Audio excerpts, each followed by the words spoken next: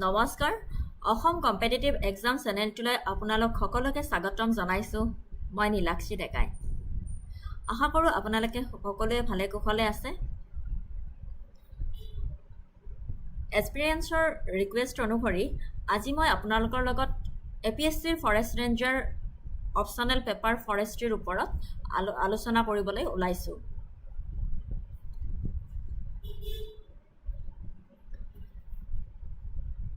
কোনোবাই যদি নতুনকৈ জয়েন কৰিছে প্লিজ চেনেলটো সাবস্ক্ৰাইব কৰি দিব আৰু কাৰোবাৰ যদি কিবা খুদিবলগীয়া থাকে তেনেহলে কমেন্ট সেকশনত খুদিব পাৰে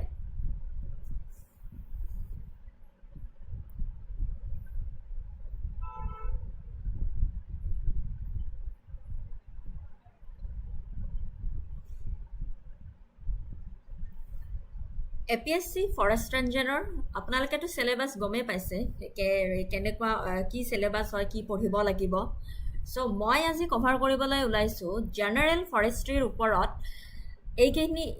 এইখিনি ডিসকাশন কৰিব ওলাইছো জেনাৰেল ফৰেষ্ট্ৰিৰ ভিতৰত আপোনাৰ পৰে হিষ্টৰিকেল বেকগ্ৰাউণ্ড অফ ফৰেষ্ট্ৰি তাৰ পিছত আহিব forestry and wild life after independence তাৰ পিছত আহিব MOEFCC and its subordinate bodies general ফৰেষ্ট্ৰিৰ ভিতৰতে জেনাৰেল ফৰেষ্ট্ৰি এটা চেপ্টাৰ হয় তাৰ ভিতৰত এইখিনি পঢ়িব যে forestry education system forest survey of India forest types in India, forest and wildlife related acts, policies, missions, wildlife projects, national and international days and years of forest, international organizations and superlatives in forestry.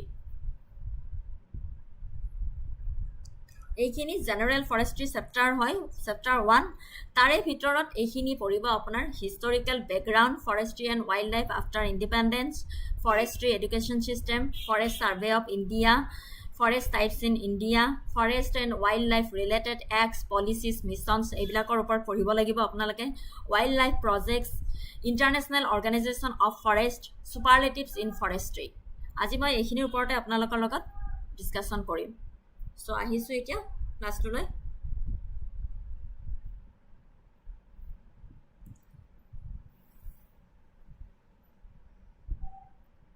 সকলোৱে দেখি পাই আছে কিবা অসুবিধা পালে জনাব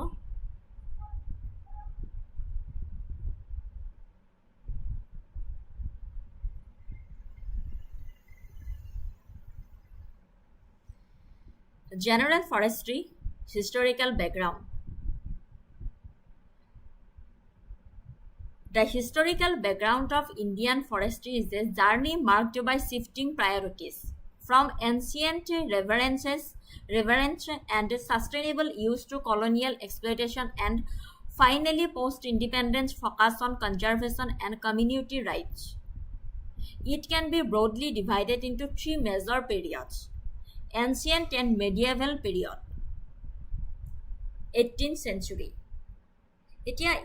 Ancient and medieval periodত কেনেকুৱা আছিলে সাধাৰণ বনজ সম্পদৰ ইতিহাস হৈছে সৰল সম্পদ আহৰণৰ পৰা জটিল বহু বিষয়ক সম্পদ ব্যৱস্থাপনালৈকে যিটো কাঠৰ চাহিদা বৃদ্ধি আৰু সম্পদৰ সীমা উপলব্ধিৰ ফলত পৰিচালিত হয় এতিয়া প্ৰাৰম্ভিক ইতিহাস আৰু ইয়াৰ ব্যৱহাৰ প্ৰাচীন ব্যৱহাৰ 1600 শতিকাৰ আগৰ মানুহে লাখ লাখ বছৰ ধৰি জুই খজুলি আৰু নিৰ্মাণৰ বাবে কাঠ ব্যৱহাৰ কৰি আহিছে প্ৰাথমিক সভ্যতাসমূহেও ৰোমানসকলৰ দৰে গছপুলি ৰোপণ কৰিছিল আৰু জাহাজ নিৰ্মাণ আৰু ইন্ধনৰ বাবে কাঠৰ ব্যৱহাৰ নিয়ন্ত্ৰণ কৰিছিল যদিও বৃহৎ পৰিসৰৰ পদ্ধতিগত ব্যৱস্থাপনা বিৰল আছিল মধ্যযুগত কেনেকুৱা আছিল কৃষিৰ বাবে বনাঞ্চল পৰিষ্কাৰ কৰাৰ লগতে ইন্ধনৰ বাবে কাঠৰ অধিক চাহিদা আৰু নিৰ্মাণৰ ফলত সমগ্ৰ ইউৰোপতে ব্যাপকভাৱে বনাঞ্চল ধ্বংসৰ সৃষ্টি হৈছিল আৰু এই যুগত মূলত অনিয়ন্ত্ৰিত শোষণৰ বৈশিষ্ট্য আছিল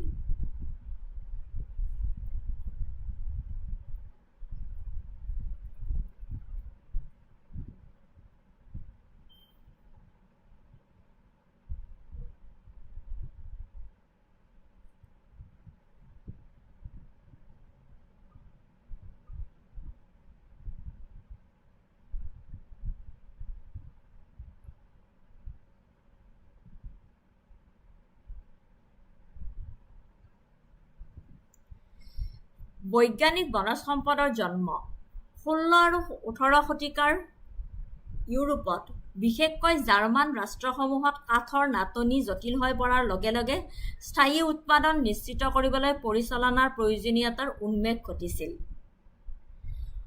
1713 চনত জাৰ্মান খনন প্ৰশাসক হান্স কাৰ্ল ভন কৰ্লোভেছে চিলভি কালচাৰা অইকনমিকা প্ৰকাশ কৰে।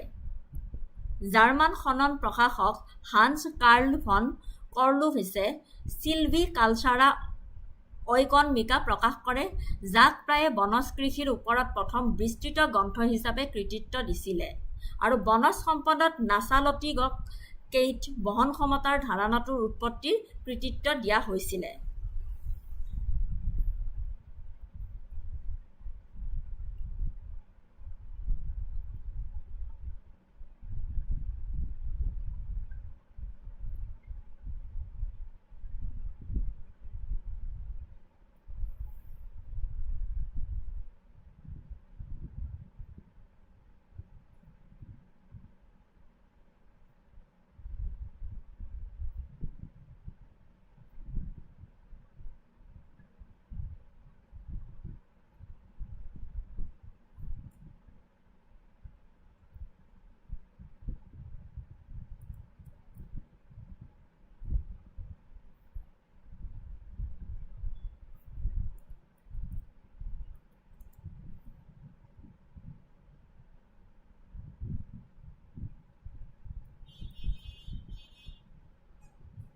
এতিয়া প্ৰাচীন আৰু মধ্যযুগীয় যুগ 1800 শতিকাৰ পূৰ্বৰ প্ৰাচীন ভাৰতত বনাঞ্চলসমূহক শ্ৰদ্ধা আৰু সুৰক্ষাৰ সৈতে গণ্য কৰা হৈছিল, যিবোৰ প্ৰায়ে ধৰ্মীয় প্ৰথা আৰু দাৰ্শনিক গ্ৰন্থত শিপাই আছে। এতিয়া Vedic and epic age 1500 BC onwards খ্ৰীষ্টপূৰ্ব 1500 চনৰ পৰা বৈদিক আৰু মহাকাব্য যুগত বেদ আৰু ৰামায়ণ আৰু মহাভাৰতৰ দৰে মহাকাব্যত সঘনাই দণ্ডকাৰ্য আৰু নন্দন বনৰ দৰে ঘন অৰণ্যৰ কথা উল্লেখ আছে। ইয়াৰ দ্বাৰা আমি গভীৰ সাংস্কৃতিক সংযোগ আৰু ইয়াৰ মূল্যবোধৰ বুজাবুজিৰ ইংগিত পোৱা যায়। মন্দিৰৰ ওচৰৰ পবিত্ৰ বাগিচা স্থাপনৰ বাবে প্ৰথা জৈৱ বৈচিত্ৰ্য সংৰক্ষণৰ বাবে সাধাৰণ আছিল। নেক্সট আহিলে মৌৰ্যান পিৰিয়ড, মৌৰ্য যুগ। মৌৰ্য যুগ খ্ৰীষ্টপূৰ্ব প্ৰায় 322 পৰা 185। ৰাজ্যৰ ৰাজহ আৰু সংৰক্ষণ দুয়োটাৰে বাবে বনাঞ্চলৰ গুৰুত্ব স্বীকৃতি দিয়া হৈছিল। কৌটিল্যৰ অৰ্থশাস্ত্ৰত ৰাজ্যিক বনাঞ্চল পৰিচালনা, শ্ৰেণী বিভাজন, উৎপাদনশীলতা নিশ্চিত কৰাৰ দায়িত্বত এজন বন অধীক্ষকক নিযুক্তি দিয়াৰ কথা উল্লেখ কৰা আছে। কৌটিল্যৰ অৰ্থশাস্ত্ৰত ৰাজ্যিক বনাঞ্চল পৰিচালনা কৰা আৰু শ্ৰেণী বিভাজন, উৎপাদনশীলতা নিশ্চিতকৰণ কৰাৰ কাৰণে সেই দায়িত্বত এজন বন অধীক্ষকক নিযুক্তি দিয়াৰ কথা উল্লেখ আছে। সম্ৰাট অশোকে বৃক্ষৰোপণ আৰু ঔষধি উদ্ভিদ আৰু বন্যপ্ৰাণী সংৰক্ষণৰ প্ৰচাৰ কৰিছিল। ঠিক আছে।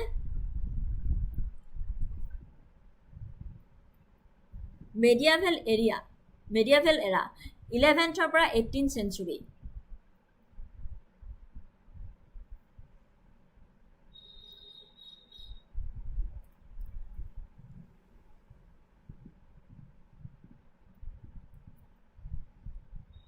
মধ্যযুগীয় যুগ প্ৰায় 11 পৰা 18 শতিকা আৰু এই সময়ছোৱাত মিশ্ৰিত প্ৰভাৱ দেখা গৈছিল।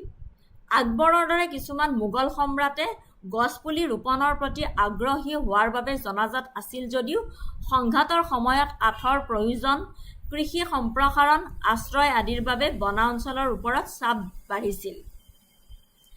ঔপনিৱেশিক যুগ, কলনিয়েল পিৰিয়ড 1800 শতিকাৰ পৰা 1947 চনলৈ। ব্ৰিটিছৰ আগমনৰ লগে লগে বন ব্যৱস্থাপনাৰ ক্ষেত্ৰত এক ভয়াৱহ পৰিৱৰ্তন ঘটিছিল। ইয়াক সামূহিক সম্পদৰ পৰা বাণিজ্যিক শোষণৰ বাবে ৰাষ্ট্ৰ নিয়ন্ত্ৰণিত সম্পত্তিলৈ ৰূপান্তৰিত কৰা হৈছিল।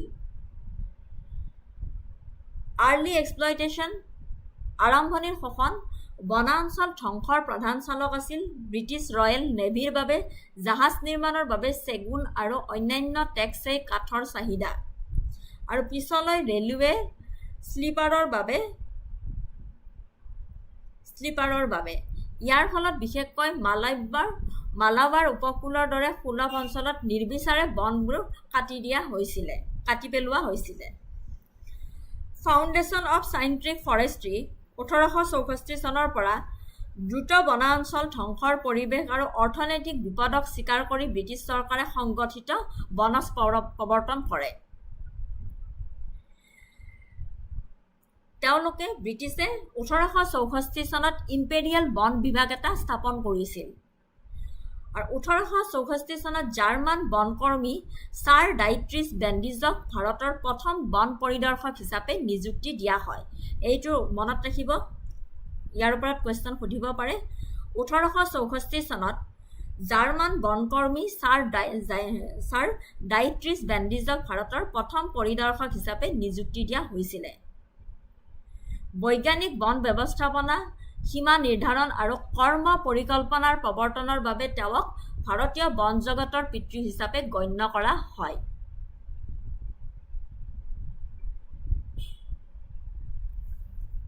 In 1864, the Imperial Forest Department was established.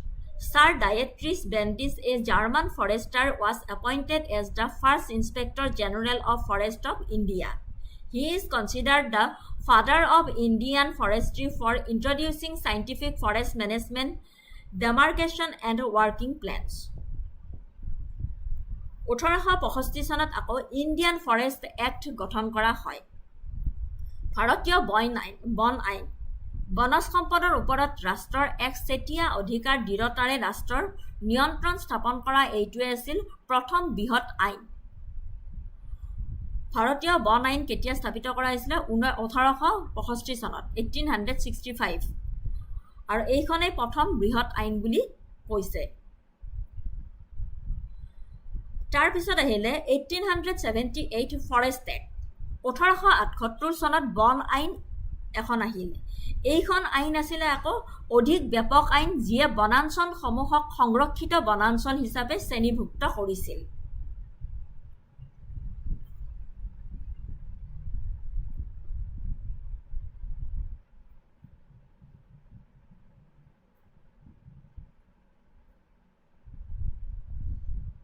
বুজাত কিবা অসুবিধা হলে প্লিজ জনাব আপোনালোকে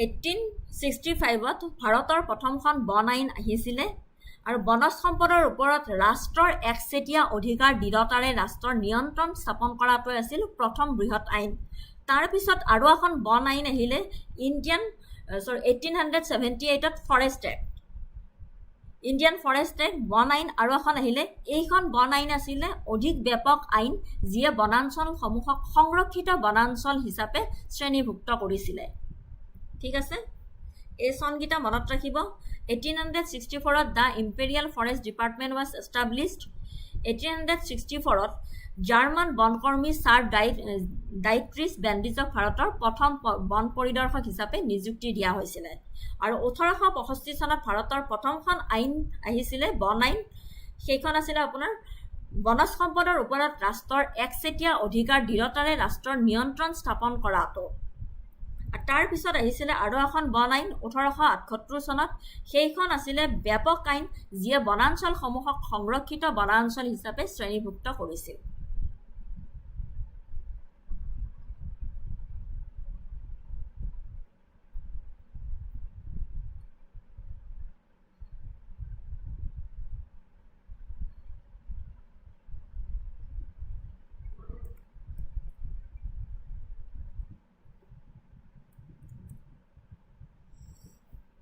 1894 চনত প্ৰথম ৰাষ্ট্ৰীয় বন নীতি ফাৰ্ষ্ট নেশ্যনেল ফৰেষ্ট পলিচি প্ৰথম ৰাষ্ট্ৰীয় বন নীতি এই নীতিয়ে বনাঞ্চলৰ পৰা ৰাজ্যিক ৰাজহ আৰু মুকলি বনাঞ্চলক কৃষিভূমিলৈ ৰূপান্তৰিত কৰাটো আনুষ্ঠানিকভাৱে অগ্ৰাধিকাৰ দিছিল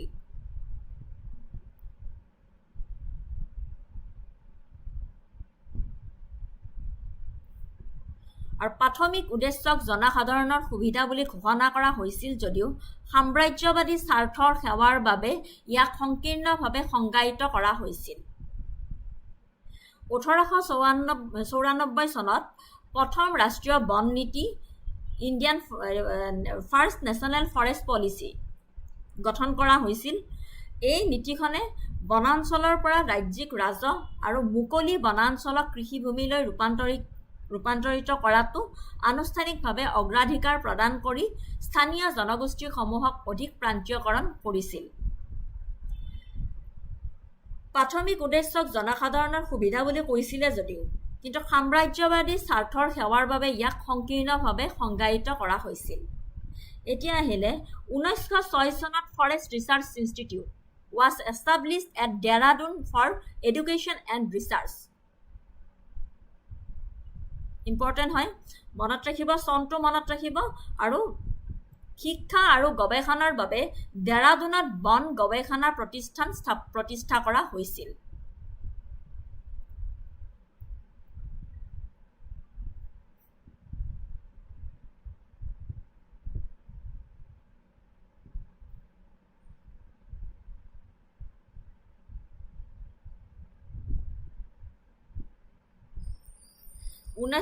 চনত Forest Research Institute was established at Dehradun for education and research. শিক্ষা আৰু গৱেষণাৰ বাবে দেৰাদুনত বন গৱেষণা প্ৰতিষ্ঠান প্ৰতিষ্ঠা কৰা হৈছিল। 1927 চনত ভাৰতীয় বন আইন ইণ্ডিয়ান ফৰেষ্ট এক্ট ইয়াৰ দ্বাৰা পূৰ্বৰ সকলো আইন একত্ৰিত কৰা হয় আৰু যিয়ে মূলতঃ ৰাজ্যৰ নিয়ন্ত্ৰণ কঠোৰ কৰা আৰু কাঠ নিষ্কাশন সহজ কৰি তোলাৰ কাম কৰে। আমি অলপ আগতে যি ইণ্ডিয়ান ফৰেষ্ট দুটা এক্টৰ বিষয়ে পঢ়িছিলোঁ, সেই 1927 চনত ভাৰতীয় বন আইনে পূৰ্বৰ সকলো আইন একত্ৰিত কৰি দিছিলে। একত্ৰিত কৰি ৰাজ্যৰ নিয়ন্ত্ৰণ কঠোৰ কৰা আৰু কাঠ নিষ্কাশন সহজ কৰি তোলাৰ কাম কৰিছিলে। পোষ্ট ইণ্ডিপেণ্ডেন্স পিৰিয়ড 1947 চনৰ পৰা বৰ্তমানলৈকে স্বাধীনতাৰ পিছত ক্ৰমান্বয়ে ব্যৱসায়িক ৰাজহৰ পৰা পৰিৱেশ সংৰক্ষণ আৰু জনসাধাৰণৰ অংশগ্ৰহণৰ দিশত গুৰুত্ব আৰোপ কৰা হয়। 1952 চনত ৰাষ্ট্ৰীয় বন নীতি national forest policy first national policy 1894 আৰু পোষ্ট ইণ্ডিপেণ্ডেন্স পিৰিয়ডত স্বাধীনতাৰ পিছৰ সময়ছোৱাত 1947 চনৰ পৰা এতিয়ালৈকে স্বাধীনতাৰ পিছত ক্ৰমান্বয়ে ব্যৱসায়িক ৰাজহৰ পৰা পৰিৱেশ সংৰক্ষণ আৰু জনসাধাৰণৰ অংশগ্ৰহণৰ দিশত গুৰুত্ব আৰোপ কৰা হয়। তাৰে উদ্দেশ্যৰে 1952 চনত ৰাষ্ট্ৰীয় বন নীতি গঠন কৰা হৈছিলে আৰু এই নীতিত আছিলে যে ৰাষ্ট্ৰৰ নিয়ন্ত্ৰণৰ ওপৰত ঔপনিৱেশিক গুৰুত্বৰ কিছু অংশ অব্যাহত ৰাখিছিল যদিও মুঠ ভূমিৰ 1/3 33% বনাঞ্চলৰ আওতালৈ অনাৰ অভিলাষী ৰাষ্ট্ৰীয় লক্ষ্য প্ৰৱৰ্তন কৰিছিল। ইয়াৰ উপৰিও সেই নীতিত স্পষ্ট কৰি দিছিলে যে স্থানীয় সম্প্ৰদায়ৰ প্ৰয়োজনীয়তাসমূহ বৃহত্তৰ জাতীয় স্বাৰ্থৰ অধীনত।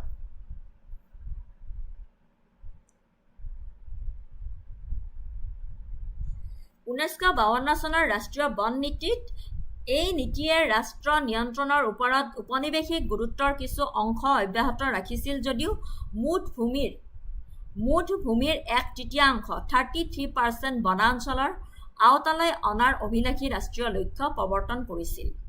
আৰু ইয়াৰ উপৰিও স্পষ্ট কৰি দিছিলে যে স্থানীয় সম্প্ৰদায়ৰ প্ৰয়োজনীয়তাসমূহ বৃহত্তৰ জাতীয় স্বাৰ্থৰ অধীনত। তাৰে পিছত আহিছিলে 1972 চনত বন্যপ্ৰাণী সুৰক্ষা আইন Wild Life Protection Act, a landmark act for the preservation of the wildlife and the establishment of protected areas, national parks and sanctuaries.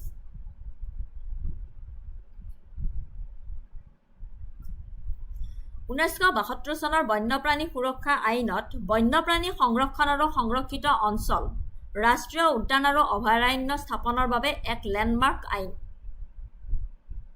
1980 চনত ফৰেষ্ট কনজাৰভেশ্যন এক্ট, বন সংৰক্ষণ আইন। বনাঞ্চলৰ মাটি অবাঞ্চলৰ কামত যেনে খনন বা কৃষি ডাইভাৰচন পৰীক্ষা কৰিবলৈ গৃহীত কৰা হয়। এনেধৰণৰ যিকোনো ডাইভাৰচনৰ বাবে কেন্দ্ৰীয় চৰকাৰৰ অনুমোদন বাধ্যতামূলক কৰি তুলিছিল।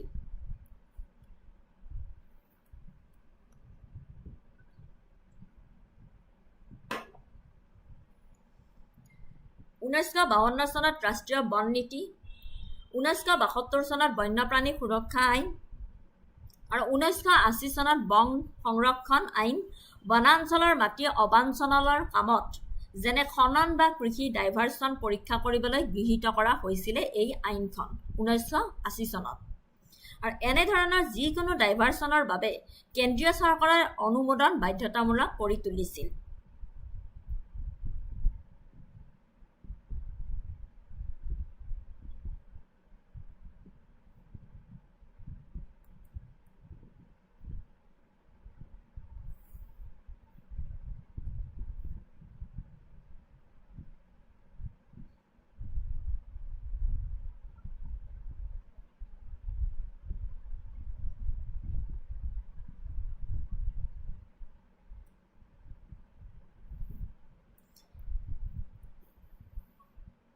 নেক্সট আহিছো 1988 নেশ্যনেল ফৰেষ্ট পলিচি।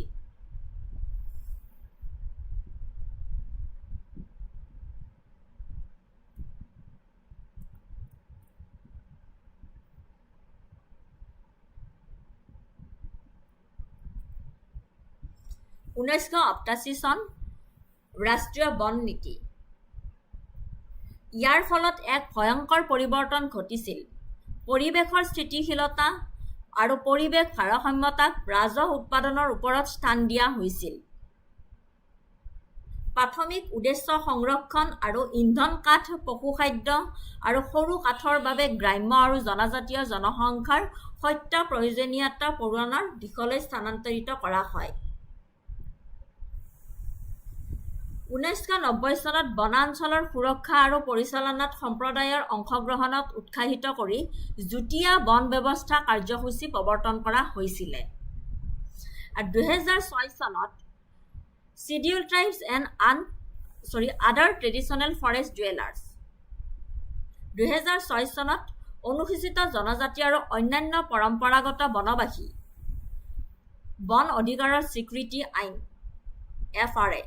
এই আইনখনে বনভূমি আৰু সম্পদৰ ওপৰত পৰম্পৰাগত বনবাসীৰ অধিকাৰক আইনগতভাৱে স্বীকৃতি দি সংৰক্ষণক মানুহৰ জীৱিকাৰ সৈতে সংযোগ কৰি ঐতিহাসিক অন্যায়সমূহ সংশোধন কৰিছিল। ৰাষ্ট্ৰীয় বন নীতি 1988 চন।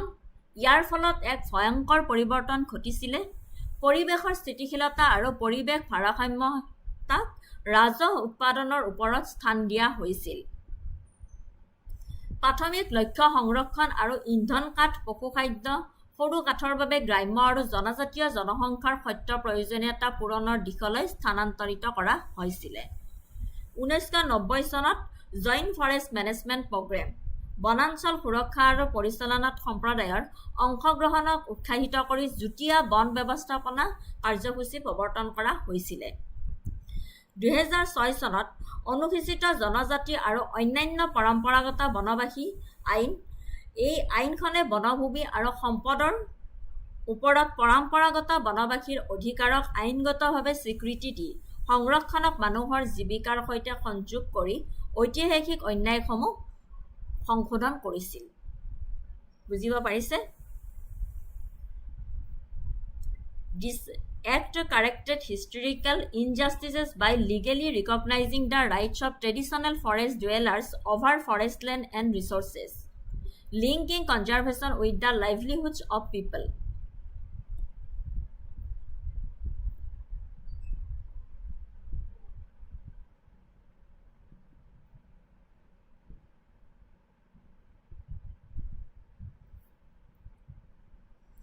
Historical background of Indian forestry, ancient medieval pre-18th century, colonial period হৈছে 1st centuryৰ পৰা 1947 চনলৈ, post independence 1947ৰ পৰা প্ৰেজেণ্টলৈকে। এইমাত্ৰ আমি ডিছকাশ্যন কৰিলোঁ। এই ডায়েগ্ৰামটোত বহুত ধুনীয়াকৈ বুজাই দিছে, আপোনালোকে চালে বুজি পাব।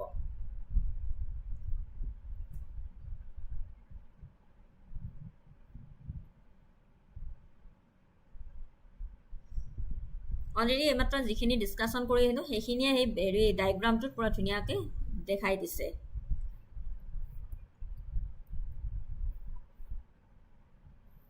এতিয়া এটা কুৱেশ্যন আনিছিলোঁ, ফৰেষ্ট ৰেঞ্জাৰৰ প্ৰিভিয়াছ কুৱেশ্যন পেপাৰবোৰ চাই কেনে তাতে মই দেখিলোঁ যে আপোনাৰ ষ্টেটমেণ্ট বেচিছৰ সিমান ষ্টেটমেণ্ট বেছডৰ সেনেকুৱা কুৱেশ্যন অহা নাই, ওৱান লাইনাৰ কুৱেশ্যনে আহিছে। চ' ওৱান লাইনাৰ কুৱেশ্যনে আনিছোঁ মই, কিন্তু মই মাজে মাজে ষ্টেটমেণ্ট বেছডৰো কুৱেশ্যন আনিছোঁ।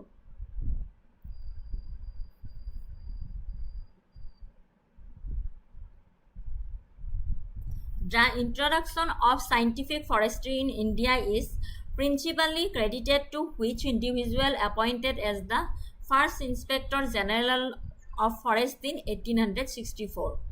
Option দিয়া আছে লৰ্ড ডেলহাউচি, বি অপশ্যনটো দিয়া আছে ছাৰ উইলিয়াম স্কিল, চি অপশ্যনত দিয়া আছে ছাৰ ডায়েট্ৰিচ বেণ্ডিছ, আৰু ডি অপশ্যনত দিয়া আছে আপোনাৰ colonial FD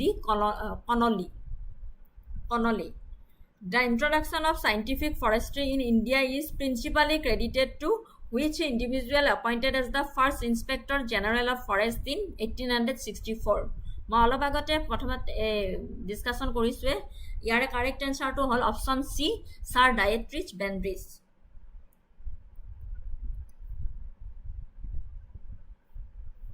sir Dietrich Brandis is the correct answer, option C.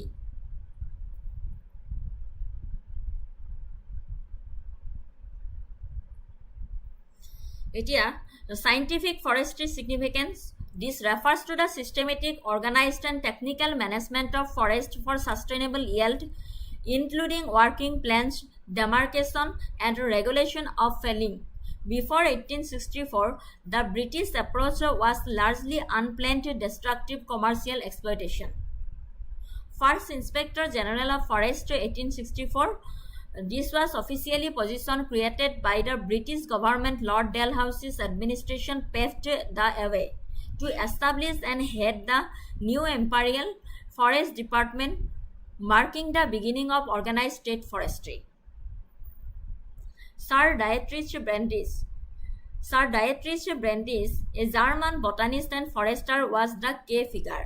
He was instrumental in establishing the Indian Forest Service, formulating the early Indian Forest Acts, and setting up the system of forest classification, demarcation, and management on scientific principles. He is often called the father of Indian forestry. Right? Father of Indian forestry বুলি ক'লে ডায়েট্ৰিচ বেণ্ডিছক কোৱা হয়। এতিয়া next কৈছোঁ forestry and wild life after independence. বহুত ভালদৰে পঢ়িব দেই আপোনালোকে ইতিমধ্যে কিতাপ ইউজ কৰিছেই চাগে। দীপিকা কি খবৰ? আজি বহুত দিনৰ পিছত লগ পালোঁ তোমাক। Forestry and wildlife after independence. The journey of forestry and wildlife in India after independence is marked by a significant shift in focus, moving from a predominantly revenue-oriented approach inherited from the colonial era to a more conservation-centric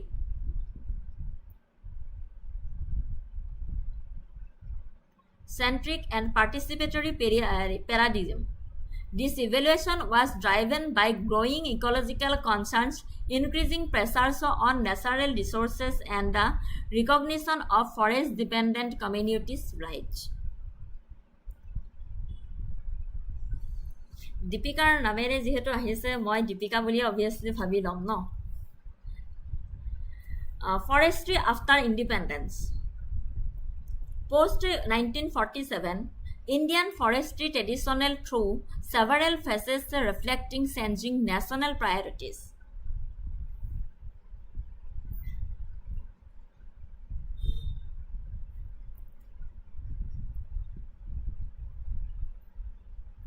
স্বাধীনতাৰ পিছত 1947 চনৰ পিছত ভাৰতত বন আৰু বন্যপ্ৰাণী ব্যৱস্থাপনাৰ পৰিৱৰ্তন ঘটিছিল। ৰাজহ আৰু কাঠ নিষ্কাশনৰ ওপৰত উপনিৱেশিক মনোযোগৰ পৰা সংৰক্ষণ, পৰিৱেশগত স্থিৰতা আৰু স্থানীয় সম্প্ৰদায়ৰ প্ৰয়োজনীয়তা পূৰণৰ ওপৰত অগ্ৰাধিকাৰ দিয়ালৈ পৰিৱৰ্তন ঘটিছিল। এতিয়া স্বাধীনতাৰ পিছৰ মূল পৰিৱৰ্তন আমি অলপ আগতে পঢ়িলোঁ নতুন বন নীতি 1952 চনত যিখন বন আইন গঠিত কৰিছিলে সেইখন সংশোধিত কৰিছিলে 1988 চনত বুজিব পাৰিছেনে স্বাধীনতাৰ পিছত ভাৰতত বন আৰু বন্যপ্ৰাণী ব্যৱস্থাপনাৰ পৰিৱৰ্তন ঘটিছিল ৰাজহ আৰু কাঠ নিষ্কাশনৰ ওপৰত উপনিৱেশিক মনোযোগৰ পৰা সংৰক্ষণ পৰিৱেশগত স্থিৰতা আৰু স্থানীয় সম্প্ৰদায়ৰ প্ৰয়োজনীয়তা পূৰণৰ ওপৰত অগ্ৰাধিকাৰ দিয়ালৈ পৰিৱৰ্তন ঘটিছিল স্বাধীনতাৰ পিছৰ মূল পৰিৱৰ্তন হ'ল নতুন বন নীতি 1952 চনত যিখন আছিলে সেইখন সংশোধিত কৰিছিলে 1988 চনত 1952 চনৰ নীতিৰ লক্ষ্য কি আছিল যে দেশৰ 33% ভূমি বনাঞ্চলৰ আওতালৈ অনা আৰু উপনিৱেশিক বাণিজ্যিকতাৰ পৰা আঁতৰি জাতীয় স্বাৰ্থক অগ্ৰাধিকাৰ দিয়া হৈছিল তাৰে 1952 চনৰ নীতিৰ এইটোৱে লক্ষ্য আছিলে আৰু ৰাষ্ট্ৰীয় বন নীতি 1988 চনত যে সংশোধিত কৰিলে তাৰে আছিলে কাৰণটো উৎপাদনতকৈ পৰিৱেশৰ স্থিতিশীলতা আৰু সংৰক্ষণক অগ্ৰাধিকাৰ দিয়া উৎপাদনতকৈ পৰিৱেশৰ স্থিতিশীলতা আৰু সংৰক্ষণক অগ্ৰাধিকাৰ দিয়া আৰু বন নিৰ্ভৰশীল সম্প্ৰদায়ৰ প্ৰয়োজনীয়তাক স্পষ্টভাৱে স্বীকৃতি দিয়া এক বৃহৎ পৰিৱৰ্তন আছিল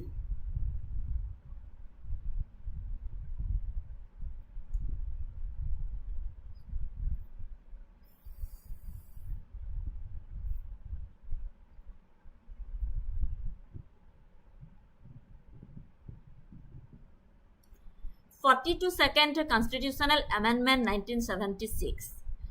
This crucial change moved forest and protection of wild animals and birds from the state list to the concurrent list. Sabode pura bhalke pohi sabo ekhini.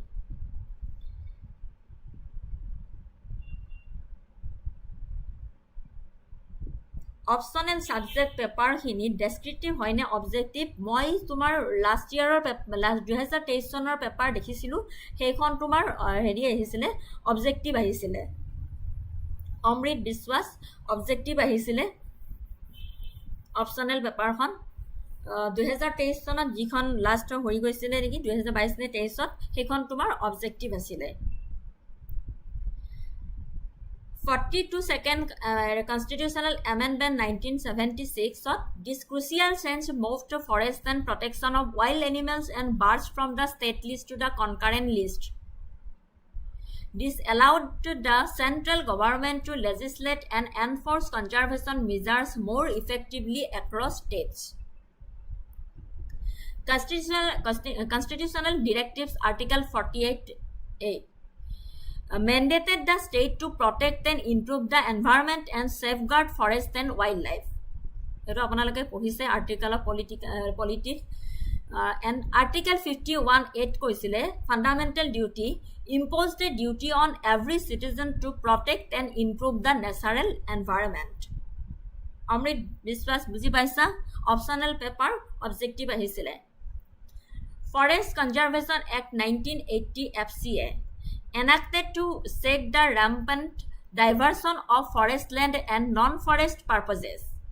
It made the central government's approval mandatory for any dereservation of reserved forest or use of forest land for non-forestry activities, drastically slowing down deforestation. National Forest Policy 1988. This policy marked a fundamental shift prioritizing environmental stability and maintenance of ecological balance over revenue generation. It emphasized meeting the minimal needs of the local people and recognized the symbiotic relationship between forest-dwelling communities and the forest.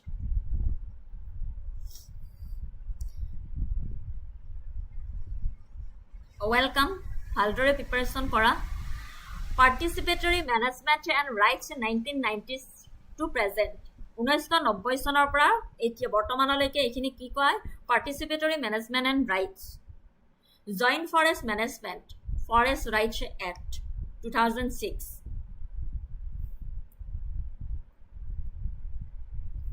প্ৰতিষ্ঠানিক কাঠামো বনাঞ্চল আৰু বন্যপ্ৰাণীসমূহ ফলপ্ৰসূভাৱে পৰিচালনাৰ বাবে সৰ্বভাৰতীয় সেৱাসমূহৰ ভিতৰত অন্যতম 1966 চনত 1966ত আধুনিক ভাৰতীয় বন সেৱা পুনৰ প্ৰতিষ্ঠা কৰা হয় আৰু চৰকাৰক সংৰক্ষণৰ বিষয়ত পৰামৰ্শ দিবলৈ 1952 চনত ভাৰতীয় বন্যপ্ৰাণী বোৰ্ডখন গঠন কৰা হৈছিল।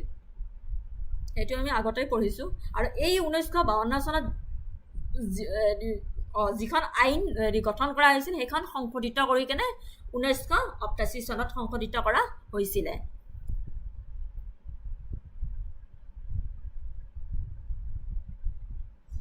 কিন্তু এই বোৰ্ডখন কিন্তু গঠন কৰা হৈছিলে চৰকাৰক সংৰক্ষণৰ বিষয়ত পৰামৰ্শ দিবলৈ। বোৰ্ডখন গঠন কৰা হৈছিলে 1952 চনত ভাৰতীয় বন্যপ্ৰাণী বোৰ্ড বুলি। এইটো মনত ৰাখিব, ভাৰতীয় বন্যপ্ৰাণী বোৰ্ডখন কেতিয়া গঠন কৰা হৈছিলে? 1952 চনত। আৰু বিধানসভাৰ মাইলৰ খুঁটি বন্যপ্ৰাণী সুৰক্ষা আইন 1972 চন। এইখন আছিল এক মূলত আইন য'ত অসংখ্য প্ৰজাতিক আইনী সুৰক্ষা প্ৰদান কৰা হৈছিলে। ৰাষ্ট্ৰীয় উদ্যান আৰু বন্যপ্ৰাণী অভয়াৰণ্যৰ নেটৱৰ্ক স্থাপন কৰা হৈছিল আৰু বেছিভাগ বন্যপ্ৰাণীৰ চিকাৰত নিষেধাজ্ঞা আৰোপ কৰা হৈছিল। সেইকাৰণে আইনখনৰ নামটো হৈছিলে বন্যপ্ৰাণী সুৰক্ষা। বেছিভাগ বন্যপ্ৰাণীৰ চিকাৰত নিষেধাজ্ঞা আৰোপ কৰিছিল। এতিয়া বন সংৰক্ষণ আইন 1980 চন।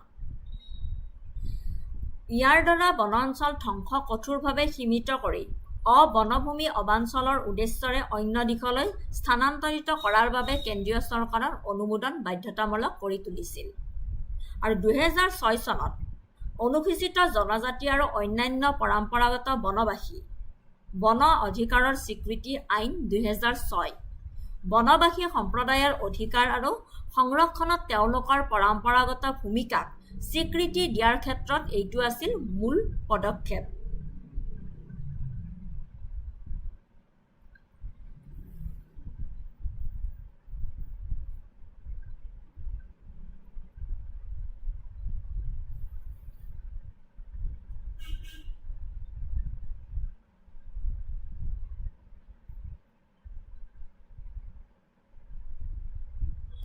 সংৰক্ষণ কাৰ্যসূচী এই সময়ছোৱাত প্ৰজেক্ট টাইগাৰ 1973 আৰু প্ৰজেক্ট এলিমেণ্ট 1992 দৰে ফ্লেগশ্বিপ প্ৰজাতি সংৰক্ষণ প্ৰকল্প আৰম্ভ কৰা হৈছিল, যিয়ে বিপন্ন কিষ্টোন প্ৰজাতি আৰু ইহঁতৰ বাসস্থান সুৰক্ষিত কৰাত যথেষ্ট সহায় কৰিছিল।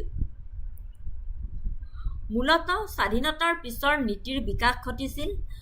ভাৰতৰ প্ৰাকৃতিক সম্পদ পৰিচালনাৰ বাবে সংৰক্ষণমুখী জনকেন্দ্ৰিক আৰু আইনগতভাৱে শক্তিশালী কাঠামোৰ দিশে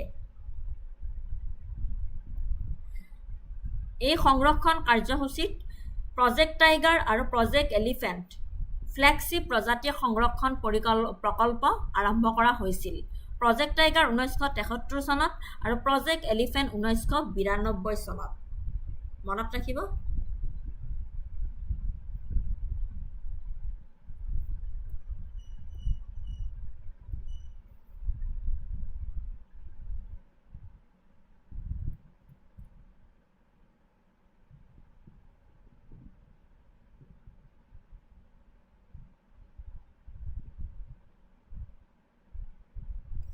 কেচ গোল্ড কি বলকি আছা? কি বলকি আছো তুমি নিজে গম পাব লাগিব ন।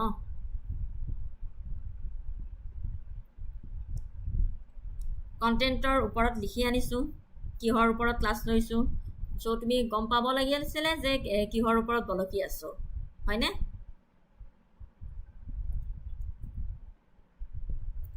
ৱাইল্ড লাইফ আফটাৰ ইণ্ডিপেণ্ডেন্স স্বাধীনতাৰ পিছত বন্যপ্ৰাণী। প্ৰথম অৱস্থাত ৰাষ্ট্ৰৰ চিন্তাৰ বিষয় বন্যপ্ৰাণী সংৰক্ষণে সময়ৰ লগে লগে ৰাষ্ট্ৰীয় গুৰুত্ব আৰু আইনগত শক্তি লাভ কৰিছিল। চিকাৰ নিয়ন্ত্ৰণৰ ওপৰত গুৰুত্ব দিয়াৰ পৰা ব্যাপক সুৰক্ষা আৰু বাসস্থান ব্যৱস্থাপনালৈ বিকশিত হৈছিল। Initial phase and realisation 1950s পৰা 1960 লৈ Indian board for wildlife IBWL 1952 সংৰক্ষণৰ বিষয়ত চৰকাৰক পৰামৰ্শ দিবলৈ স্থাপন কৰা হৈছিল প্ৰথম প্ৰতিষ্ঠানিক পদক্ষেপ। কিন্তু তাতে এটা ভাবুকি আহিছিলে যে প্ৰাৰম্ভিক প্ৰচেষ্টা সত্ত্বেও স্বাধীনতাৰ পিছৰ উন্নয়ন, বিশেষকৈ বৃহৎ পৰিসৰৰ প্ৰকল্প আৰু বাসস্থান ধ্বংসৰ ফলত বন্যপ্ৰাণীৰ জনসংখ্যা তীব্ৰভাৱে হ্ৰাস পাইছিলে আৰু 1952 চনত ভাৰতত এছিয়াটিক চিতা বিলুপ্তি ঘোষণা কৰা হয়। Landmark legislation and species protection 1970, landmark আইন আৰু প্ৰজাতি সুৰক্ষা, বন্যপ্ৰাণী সুৰক্ষা আইন 1972। এই বৈপ্লৱিক আইনখনে বন্যপ্ৰাণী, চৰাই, উদ্ভিদৰ সুৰক্ষাৰ বাবে এক শক্তিশালী আইনী কাঠামো প্ৰদান কৰিছিল।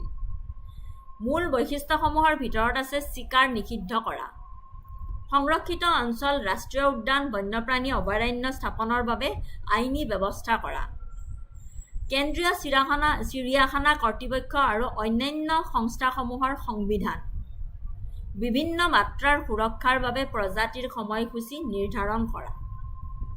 প্ৰজেক্ট টাইগাৰ, মই মাত্ৰ ক'লো, বংগ বাঘক ইয়াৰ প্ৰাকৃতিক বাসস্থানত সুৰক্ষিত কৰাৰ বাবে এটা ফ্লেগশ্বিপ সংৰক্ষণ কাৰ্যসূচী চৰকাৰে হাতত লৈছিলে। ইয়াৰ লগত জড়িত আছিলে যে নিবেদিত বাঘ সংৰক্ষিত বনাঞ্চল স্থাপন আৰু ইয়াৰ জনসংখ্যা আৰু তেওঁলোকে বাস কৰা পৰিৱেশ তন্ত্ৰৰ স্বাস্থ্যৰ যথেষ্ট উন্নতি।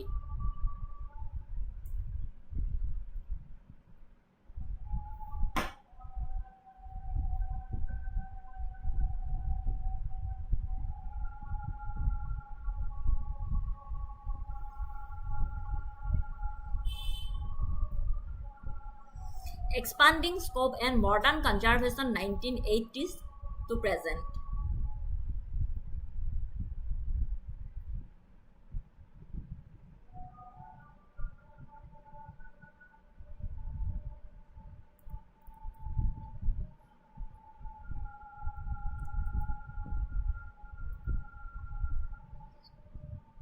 Forest Conservation Act 1980 বন্যভূমিৰ ৰূপান্তৰ ৰোধ কৰি বন্যপ্ৰাণী সংৰক্ষণত প্ৰত্যক্ষভাৱে সহায় কৰে, যাৰ ফলত জটিল বাসস্থান সুৰক্ষিত হয়।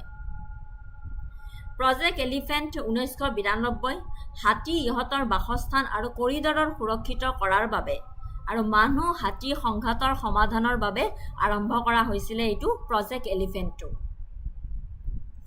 জৈৱ বৈচিত্ৰ্য আইন, বায়'ডাইভাৰ্চিটি এক্ট 2002 জৈৱ বৈচিত্ৰ্য সন্ধিৰ অধীনত ভাৰতৰ বাধ্যবাধকতা পূৰণৰ বাবে এই আইনখন প্ৰণয়ন কৰা হৈছিল, য'ত জৈৱ বৈচিত্ৰ্যৰ সংৰক্ষণ, ইয়াৰ উপাদানসমূহৰ বহনক্ষম ব্যৱহাৰ আৰু জিনীয় সম্পদৰ ব্যৱহাৰৰ বাবে উদ্ভৱ হোৱা সুবিধাসমূহৰ ন্যায্য আৰু ন্যায্য ভাগ বতৰা আদিৰ ওপৰত গুৰুত্ব আৰোপ কৰা হৈছিলে।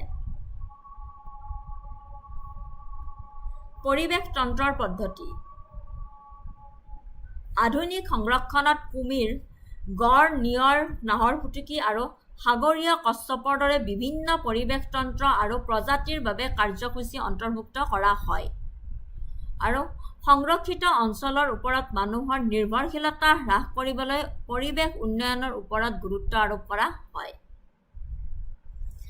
এতিয়া স্বাধীনতাৰ পিছৰ ভাৰতীয় বন আৰু বন্যপ্ৰাণীৰ বিৱৰ্তন ডায়েগ্ৰামটোত ভাৰতত বন আৰু বন্যপ্ৰাণী ব্যৱস্থাপনাৰ দিশ নিৰ্দেশক দিয়া হৈছে।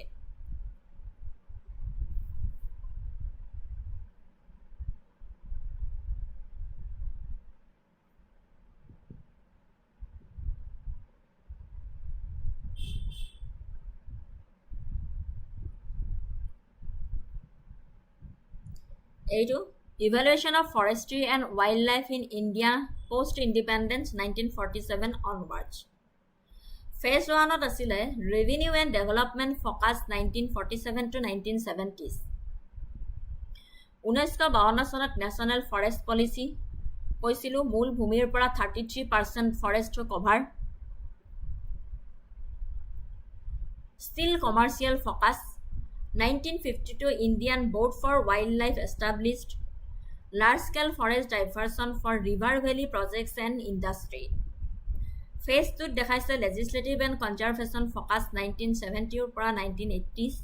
1972 চনত ৱাইল্ড লাইফ প্ৰটেকশ্যন এক্ট 1973 চনত প্ৰজেক্ট টাইগাৰ লঞ্চড 1976 চনত 42 Second Amendment Forest Wildlife to Concurrent List Article 48A 51A অলপ আগতে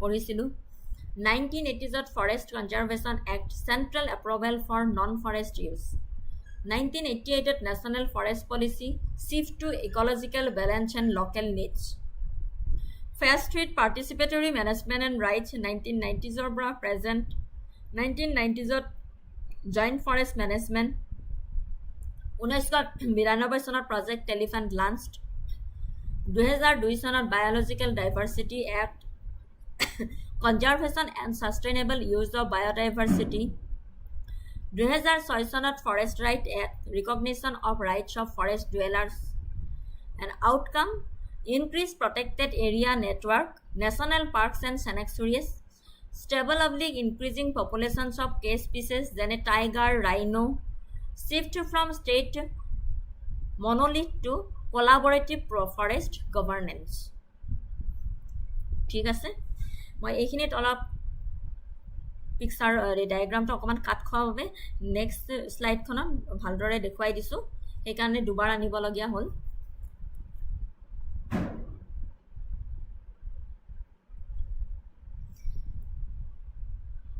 ইয়াৰ পৰা এটা কোৱেশ্চন আনিছিলো এটো মই স্টেটমেন্ট বেসডৰ কোৱেশ্চন আনিলো কিন্তু স্টেটমেন্ট বেসডৰ হিমান নাহে কোৱেশ্চন ওয়ান লাইনৰ কোৱেশ্চনে আহে আহা দেখিবলৈ পাইছো Consider the following statements regarding the evaluation of forest and wildlife management in India after 1947. Statement 1 khudise the National Forest Policy of 1952 was the first most independent policy and primarily emphasized the protection of wildlife over meeting the timber requirements of the nation.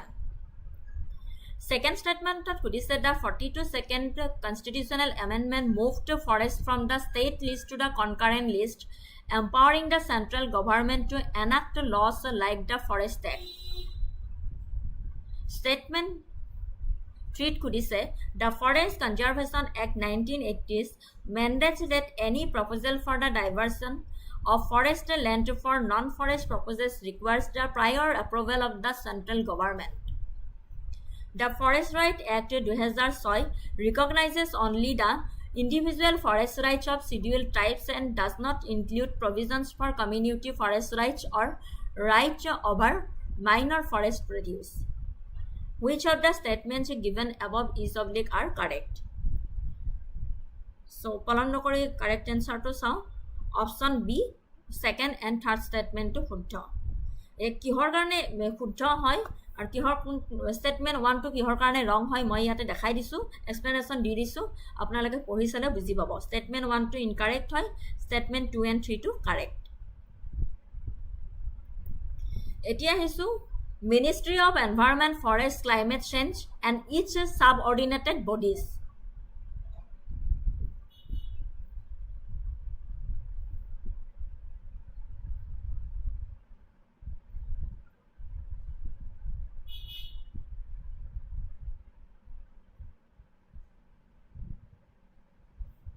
Ministry of Environment, Forest and Climate Change is the nodal agency in the administrative structure of the central government of India, responsible for the planning, promotion, coordination and overseeing the implementation of India's environmental and forestry policies and programs.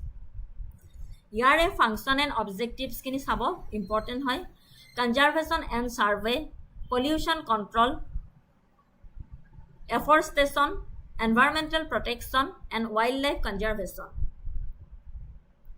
environmental clearances, climate change, international cooperation, and subordinate bodies and associated organizations of MOE, FCC, statutory and regulatory authorities and boards. Tare bhitorat pore apnar Central Pollution Control Board, National Green Tribunal, National Biodiversity Authority, National Tiger Conservation Authority, Central Zoo Authority, Animal Welfare Board of India, Wildlife Crime Control Bureau. Wildlife Crime Control Bureau.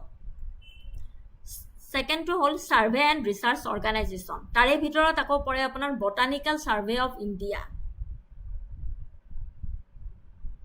Zoological Survey of India, Forest Survey of India, and Wildlife Institute of India. Third number to hold Education and Training Institute. Yare bhitorat pore ekhini sabote important hoy, yar upor question dalibo.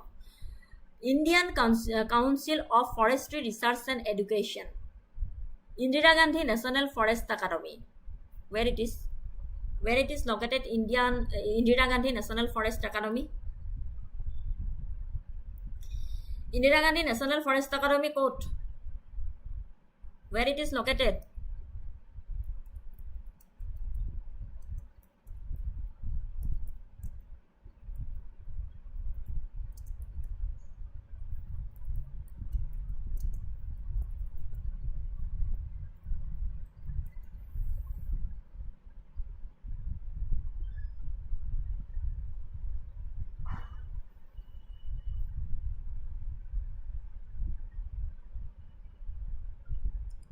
এনে চাই আছানে ক্লাছটো? Indira Gandhi national forest academy ক'ত আছে? ক'ত সিটুৱেটেড হয়? Yes, Dehradun. Correct. ইয়াৰ ওপৰত question সুধিব পাৰে কেতিয়া এষ্টাব্লিছ হৈছিলে, ক'ত আছে। যিহেতু ওৱান লাইনাৰ কুৱেশ্যন অহা বেছিকৈ দেখি পোৱা গৈছে ফৰেষ্ট ৰেঞ্জাৰ এক্সামত। তাৰপিছত আছে correct directorate of forestry education and training ইনষ্টিটিউটৰ ভিতৰত এইকেইখন পৰে Indian council of forestry research and education, Indira Gandhi national forest academy and directorate of forest education. Other offices oblique bodies: National Museum of Natural History, National River Conservation Directorate, National Afforestation and Eco Development Board.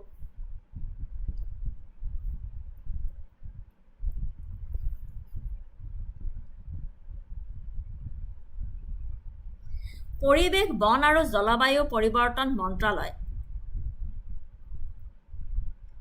হৈছে পৰিৱেশ আৰু বন কাৰ্যসূচীৰ পৰিকল্পনা, প্ৰচাৰ, সমন্বয় আৰু তদাৰকৰ বাবে ভাৰতত কেন্দ্ৰীয় চৰকাৰৰ নডেল সংস্থা বুলি কোৱা হয়। ইয়াৰ ভূমিকা আৰু কাৰ্যসমূহ হৈছে মন্ত্ৰালয়ৰ প্ৰাথমিক উদ্দেশ্যসমূহ বহনক্ষম উন্নয়নৰ নীতিৰ দ্বাৰা পৰিচালিত আৰু তাৰে ভিতৰত আছে সংৰক্ষণ আৰু জৰীপ, যেনে উদ্ভিদ, প্ৰাণী, বনাঞ্চল, বন্যপ্ৰাণী, হ্ৰদ, নদীকে ধৰি দেশৰ প্ৰাকৃতিক সম্পদসমূহ সুৰক্ষা, জৈৱ বৈচিত্ৰ্য সংৰক্ষণ,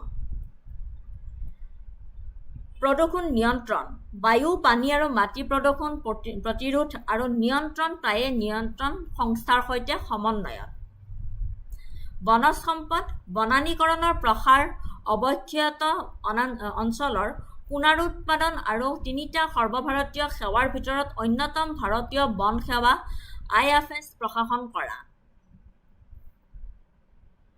জলবায়ু পৰিৱৰ্তন প্ৰশমন আৰু অভিযোজনৰ বাবে ৰাষ্ট্ৰীয় কৌশল প্ৰণয়ন আৰু ৰূপায়ণ কৰা, যেনে জলবায়ু পৰিৱৰ্তনৰ ওপৰত ৰাষ্ট্ৰীয় কাৰ্য পৰিকল্পনা NAPCC। পৰিৱেশ নিষ্কাশন, পৰিৱেশক প্ৰভাৱিত কৰিব পৰা ঔদ্যোগিক আন্তঃগাঁথনি আৰু উন্নয়নমূলক পৰিকল্পনাৰ বাবে অনুমতি প্ৰদান কৰা।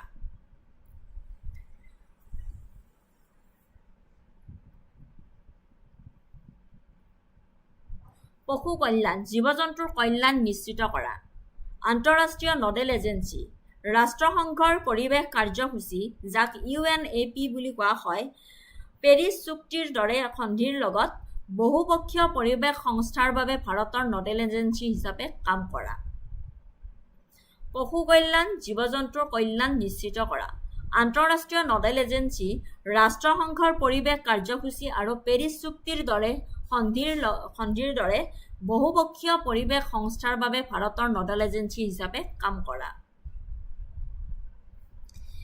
Subordinate and autonomous bodies, এটা important for exam. Central pollution control board, এইমাত্ৰ ক'লোঁ মই।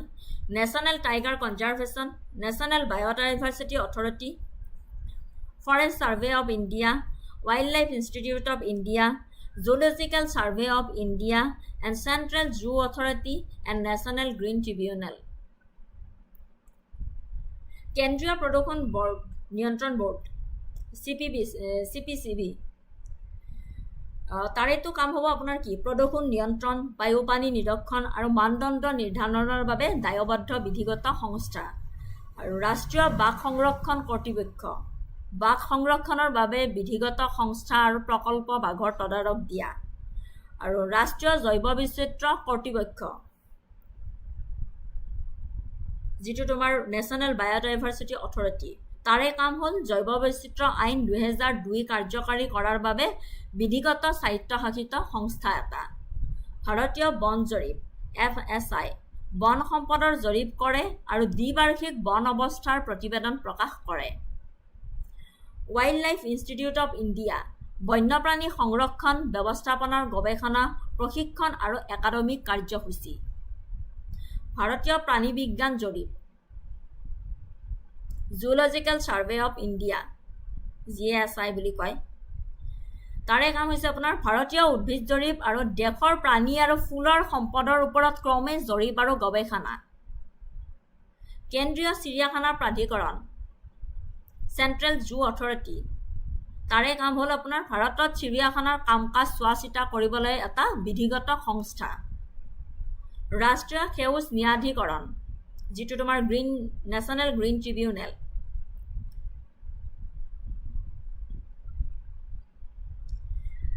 NGT পৰিৱেশ সুৰক্ষা আৰু সংৰক্ষণৰ সৈতে জড়িত গোচৰসমূহৰ ফলপ্ৰসূ আৰু দ্ৰুত নিষ্পত্তিৰ বাবে এক বিশেষ ন্যায়িক সংস্থা ঠিক আছে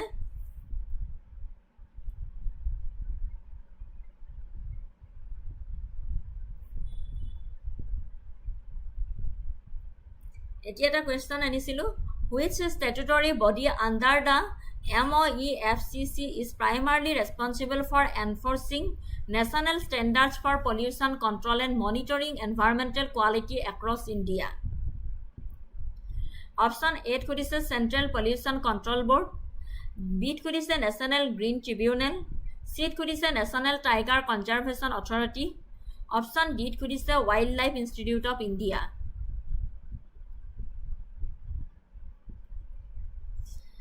Correct answer hol Central Pollution Board. The CPCB is the principal statutory organization for pollution control responsible for implementing the Air and Water Acts and setting national environmental standards. Next koisu forestry education system.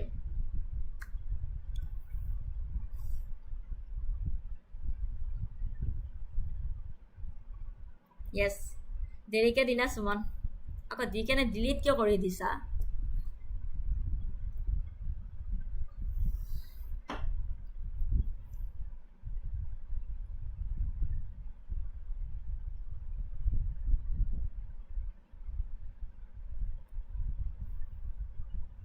Suman কাৰেক্টে আছিলা তো delete কৰি কিয় দিছা আকৌ forestry education system governing and regulatory bodies.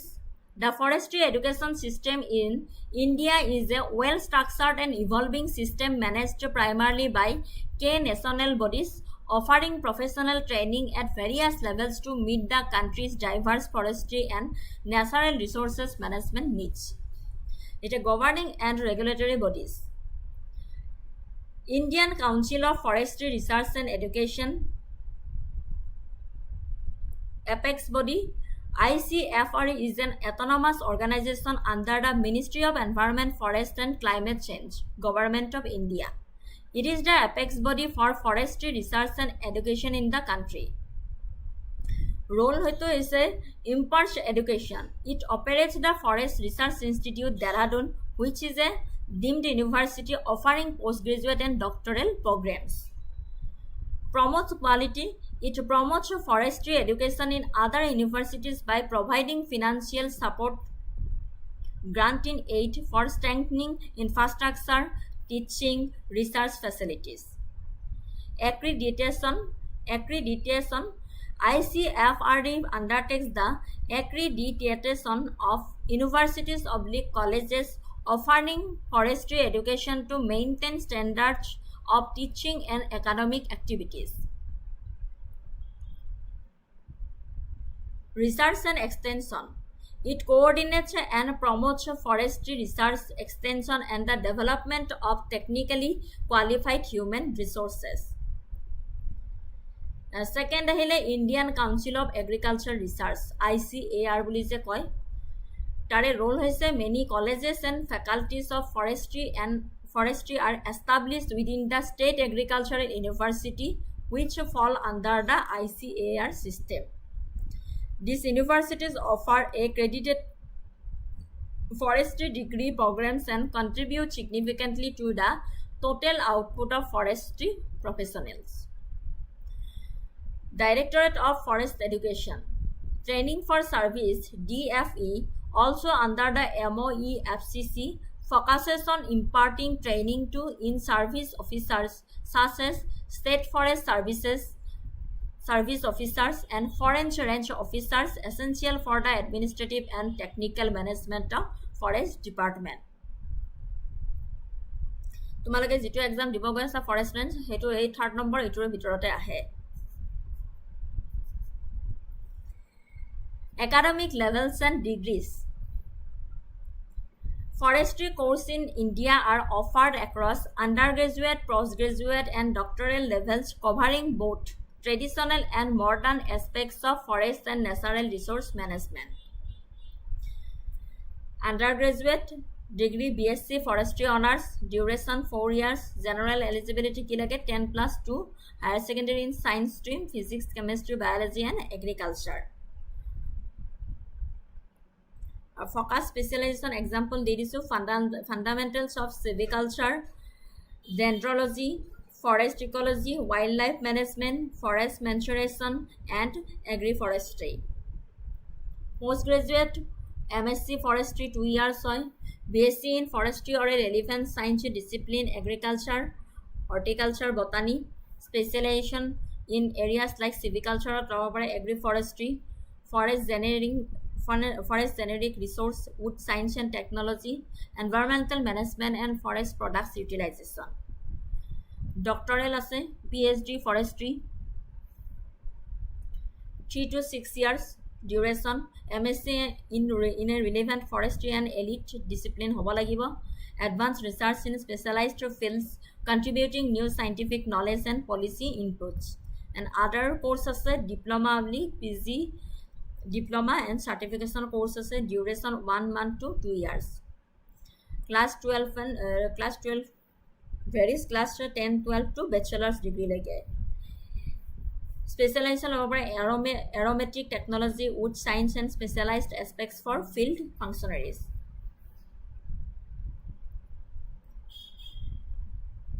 Institutions offering forestry education. Forest Research Institute FRI, deemed University Dehradun, one of the most prestigious institutions primarily offering MSc and PhD courses in specialized areas. State agricultural universities. A large number of professional forestry graduates come from colleges of forestry operating within SAU, state agricultural universities. Central and state universities. Traditional universities also offer BSc and MSc forestry course. Indian Institute of Forest Management, Bhopalot ase. Training institutions under DFE like the Central Academy for State Forest Service and Indira Gandhi National Forest Academy offer professional training for government recruits. Key areas of the study. Modern forestry education in India has broadened its scope for traditional timber production to a multidisciplinary approach focusing on sustainable forest management, agroforestry, forest ecology and biodiversity, and wood science and technology, environmental science and climate change. এতিয়া ইয়াৰ ওপৰত এটা question আনিছিলো, which autonomous organization under the MOEFCC serves as the apex body for coordinating forestry research, education, and extension in India. অপশ্যনত A সুধিছে Indian national of agriculture research, forest survey of India, directorate of forest education নে Indian council of forestry research and education. Which autonomous organization under the MOEFCC serves as the apex body for coordinating forestry research, education and extension in India? Correct answer hol option B, Indian Council Forestry Research and Education. The Forest Research Institute FRI বুলি যে কয় যিখনক, which is a deemed university for forestry education is headquartered in which city? Bhopal, Jabalpur, Dehradun ne Shimla. Correct answer hol Dehradun. Dehradun is the historical and current headquarters for both the Forest Research Institute and the ICFRE. Aru eta question anisilu, a major portions of BSc and MSc forestry programs in India are offered through colleges of forestry affiliated with which regulatory system alongside horticulture and agriculture? All India Council for Technical Education, option A, University Grant Commission, option B, option C is Indian Council of Agriculture Research, ne option D, National Board of Accreditation. কোনটো শুদ্ধ হয়? Correct answer hall option C, Indian Council of Agriculture Research. Next আহিলো Forest Survey of India. The Forest Survey of India is the premier national organization in India responsible for the assessment and monitoring of the country's forest and tree resources. It functions under the Ministry of Environment, Forest and Climate Change, Government of India. Established ketia hoisile monot rakhibo June 1, 1981, succeeding the pre-investment survey of forest resources. A project of initiated in 1965 with sponsorship from the FAO and UNDP. Headquarters is at Dehradun, Uttarakhand. Mandate to regulatory and comprehensively assess and monitor the forest resource of the country and publish the findings.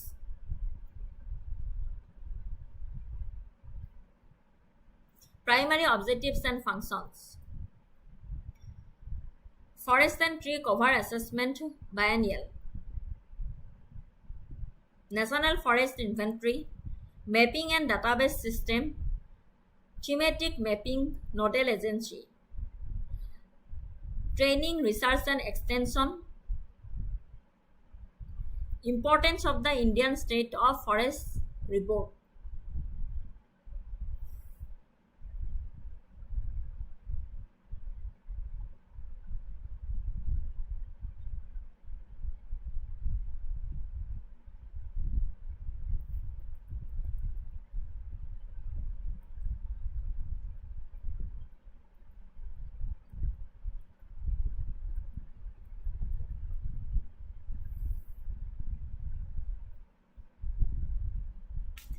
Bharat চৰকাৰৰ কেন্দ্ৰীয় পৰিৱেশ বন আৰু জলবায়ু পৰিৱৰ্তন মন্ত্ৰালয়ৰ অধীনত ভাৰতৰ বন জৰীপ FSI এটা প্ৰধান ৰাষ্ট্ৰীয় সংগঠন বুলি কোৱা হয়। ইয়াৰ প্ৰধান উদ্দেশ্য হৈছে ভাৰতৰ বনাঞ্চল আৰু গছ-গছনি সম্পদৰ নিয়মীয়া মূল্যায়ন আৰু নিৰীক্ষণ। মূল কাৰ্য আৰু আদেশ, মূল্যায়ন আৰু নিৰীক্ষণ। FSI-এ সমগ্ৰ দেশৰ বনাঞ্চলৰ আৱৰণ, গছৰ আৱৰণ, অন্যান্য বনাঞ্চল সম্পদৰ সময়ে সময়ে মূল্যায়ন কৰিবলৈ ৰিমট চেঞ্জিং আৰু GIS-ৰ দৰে উন্নত প্ৰযুক্তি ব্যৱহাৰ কৰে। ৰাষ্ট্ৰীয় তথ্য, ই জৈৱ বস্তু, কাঠ, জৈৱ বৈচিত্ৰ্য আৰু কাৰ্বন মজুতৰ তথ্য সংগ্ৰহৰ বাবে এক পদ্ধতিগত ৰাষ্ট্ৰীয় বন তথ্য NFI চলায়। প্ৰশিক্ষণ আৰু গৱেষণা, FSI-এ বনকৰ্মীসকলক আধুনিক জৰীপ কৌশলৰ প্ৰশিক্ষণ দিয়াটো নিয়োজিত আৰু আনুষংগিক ক্ষেত্ৰসমূহত গৱেষণা কৰে। তথ্যকোষ ব্যৱস্থাপনা, ই বন সম্পদৰ সৈতে জড়িত স্থানীয় তথ্যকোষ সংগ্ৰহ, সংকলন আৰু সংৰক্ষণ আৰু প্ৰচাৰৰ বাবে নডেল সংস্থা হিচাপে কাম কৰে। ভাৰতৰ বন অৱস্থাৰ প্ৰতিবেদন ISFR দ্বিবাৰ্ষিক প্ৰতিবেদন FSৰ আটাইতকৈ উল্লেখযোগ্য উৎপাদন হৈছে প্ৰতি 2 বছৰৰ মূৰে মূৰে প্ৰকাশ পোৱা ইণ্ডিয়া ষ্টেট অফ ফৰেষ্ট প্ৰতিবেদন আৰু বিস্তৃত তথ্য ISFRে নিম্নোক্ত বিষয়সমূহৰ ওপৰত বিতং তথ্য প্ৰদান কৰিব লাগে, যেনে বনাঞ্চল আৰু গছৰ আৱৰণ, মুঠ ক্ষেত্ৰফল, শেষৰ প্ৰতিবেদনৰ পৰা হোৱা পৰিৱৰ্তন আৰু অতি ঘন, মধ্যমীয়া ঘন আৰু মুকলি অৰণ্যৰ শ্ৰেণী বিভাজন। মেংগ্ৰোভ কভাৰ দেশৰ মেংগ্ৰোভ সম্পদৰ মূল্যায়ন। বন কাৰ্বন ষ্টক বনাঞ্চলত জমা হোৱা কাৰ্বনৰ অনুমান কিমান? বনজুই অগ্নিকাণ্ডৰ প্ৰৱণ অঞ্চলৰ নিৰীক্ষণ আৰু অন্যান্য প্ৰাচলসমূহ। বৃদ্ধি পোৱা মজুত বাঁহৰ সম্পদ আৰু বিশেষ মূল্যায়নৰ তথ্য, যেনে জনজাতীয় জিলা, পাহাৰীয়া অঞ্চল বা বাঘ সংৰক্ষিত বনাঞ্চলৰ দৰে নিৰ্দিষ্ট সংৰক্ষণ এলেকাত।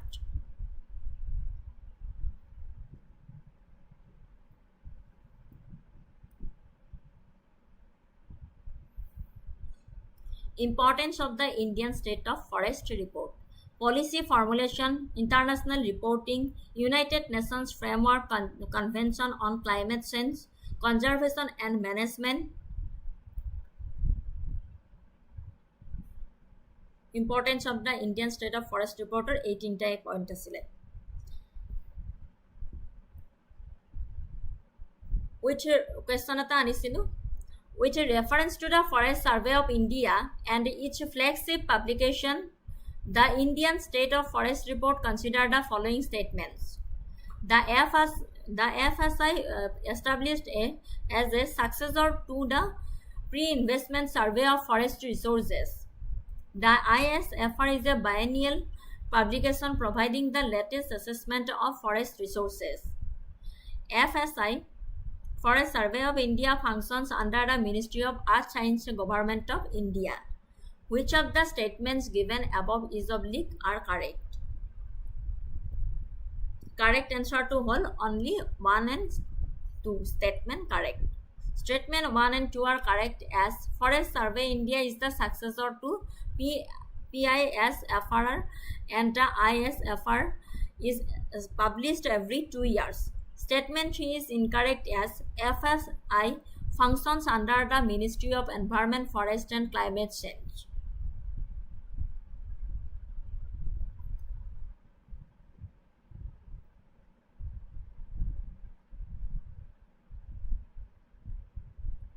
Regarding the classification of forest cover in India State of Forest Report, consider the following statements. Very dense forest is defined as having a canopy density of 70% and above.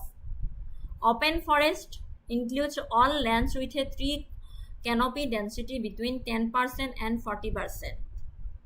The minimum mappable unit for forest cover assessment in the latest ISFR is 5 hectares. Which of the statements given above is oblique are correct?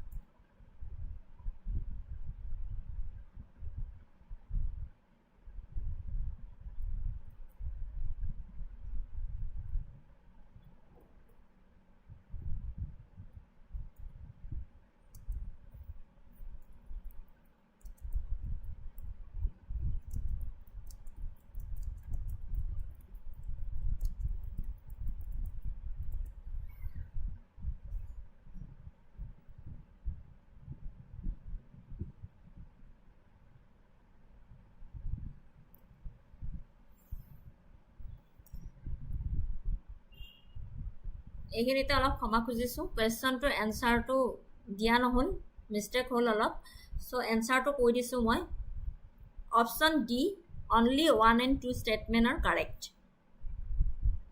Very dense forest is defined as having a canopy density 70% and above.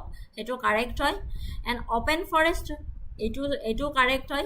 Includes all lands with a tree canopy density between 10% and 40%.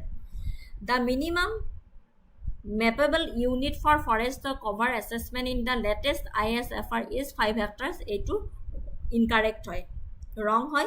Kihor karone যে minimum mappable unit for forest cover assessment in the ISFR etu kiman hoy 1 hectare not 5 hectares 1 hectare he hoy so third number statement to incorrect hoy 1 and 2 to correct hoy option D to correct answer hoy yate slide ot answer to ana nohol mistake hol olop so tar babe khoma khojisu moi correct answer to koi disu option D only 1 and 2 statement to correct hoy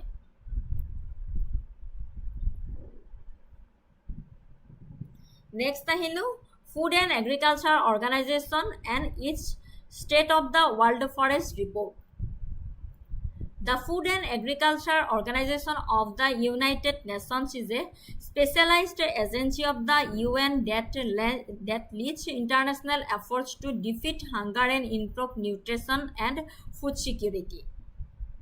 বুঝি পাইছে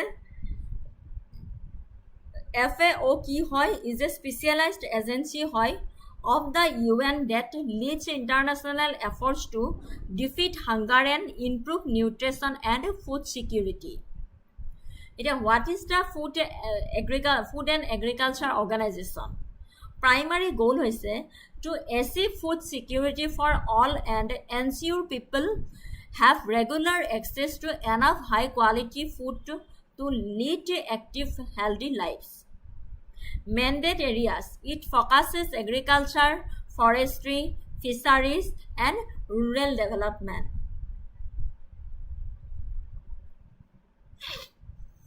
It acts as a neutral forum where all nations meet as equals to negotiate agreements and debate policy related to food and agriculture.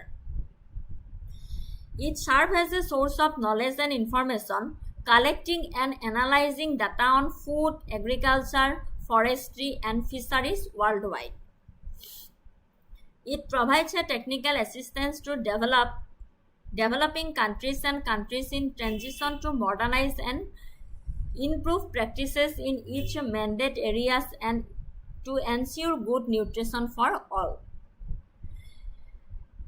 It provides technical assistance, যোগান ধৰে technical assistance to developing countries and countries in transition to modernize and improve practices in each mandate areas and to ensure good nutrition for all. Establishment ketia founded 1945 headquarters hoise Rome, Italy. The State of the World's Forest Report. The State of the World's Forest Report is a flagship publication produced biannually by the Food and Agriculture Organization's Forestry Division. Yare purpose and scope hoise SOFO is a crucial document that provides a comprehensive overview of the status of global forest resources and challenges and opportunities associated with their sustainable management. The report aims to present data and trends, analyze the role of forest, outline strategies and policy recommendations, and support international processes. Key information and themes.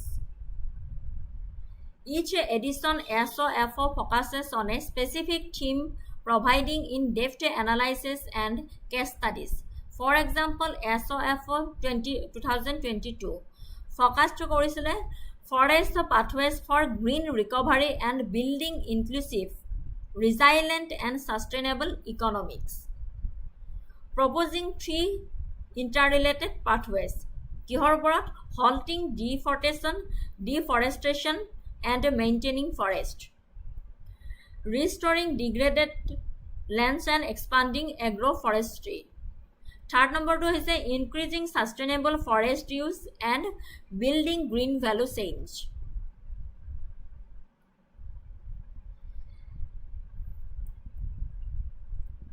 SOFO 2024 focused on forest sector innovation towards a more sustainable future, exploring how technological, social policy, and financial innovation can transform the sector.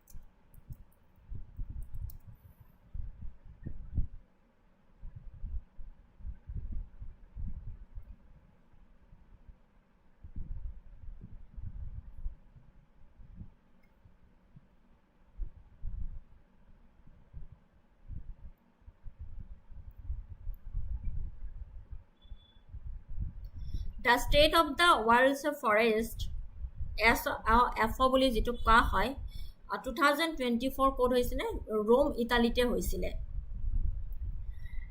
তাৰে focus কৰিছিলে forest sector innovation towards a more sustainable future, exploring how technological, social policy, financial innovation can transform the sector. Significance কি আছিলে SOFO is the state of the world's forest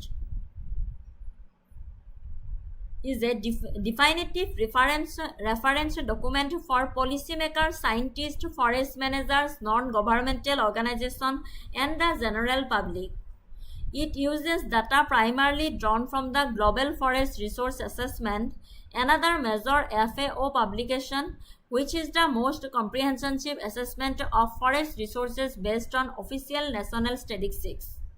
The findings of SOFO drive global and national conservation and actions regarding the conservation and sustainable use of forest. Yare significance to etu asile.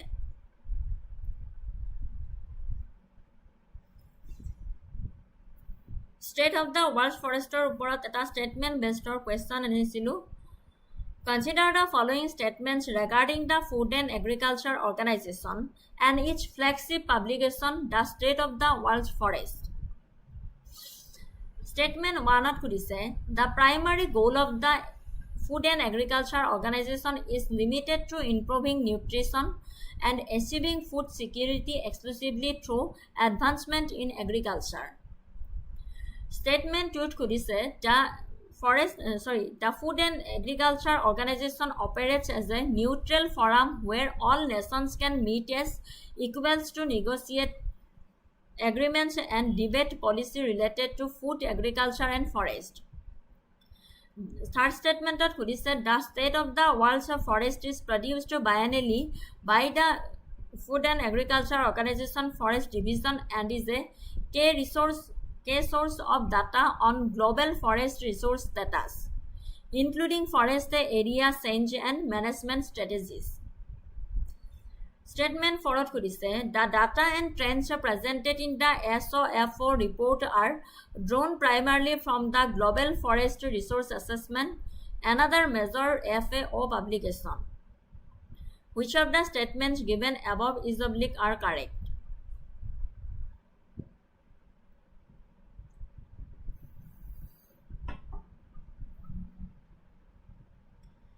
Option B, second statement, third statement, and fourth statement to শুদ্ধ হয়. Statement 1 to incorrect হয় কিহৰ কাৰণে Food and Agriculture's mandate is not limited exclusively agriculture. It focuses on agriculture, forestry, fisheries, and rural development as well.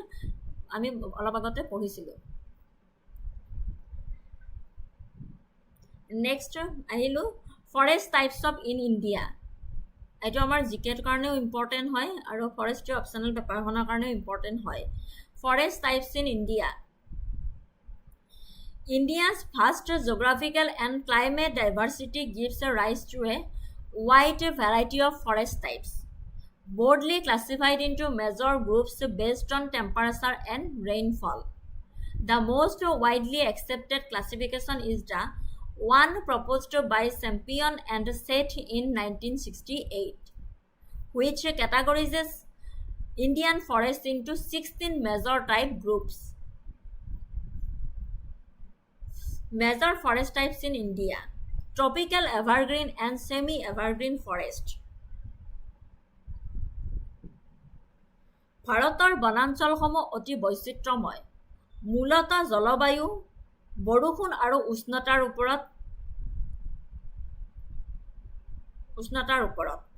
জলবায়ু আৰু উচ্চতাৰ ওপৰত ভিত্তি কৰি শ্ৰেণীভুক্ত কৰা হয়। গ্ৰীষ্মমণ্ডলীয় চিৰসেউজ আৰু অৰ্ধ চিৰসেউজ অৰণ্য, যাক কোৱা হয় ট্ৰপিকেল ৱেট এভাৰগ্ৰীণ ফৰেষ্ট।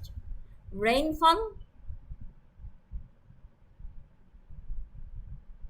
200 চেণ্টিমিটাৰতকৈ অধিক, উচ্চ উষ্ণতা আৰু আৰ্দ্ৰতা। বুজিব পাৰিছে? Tropical wet evergreen forest.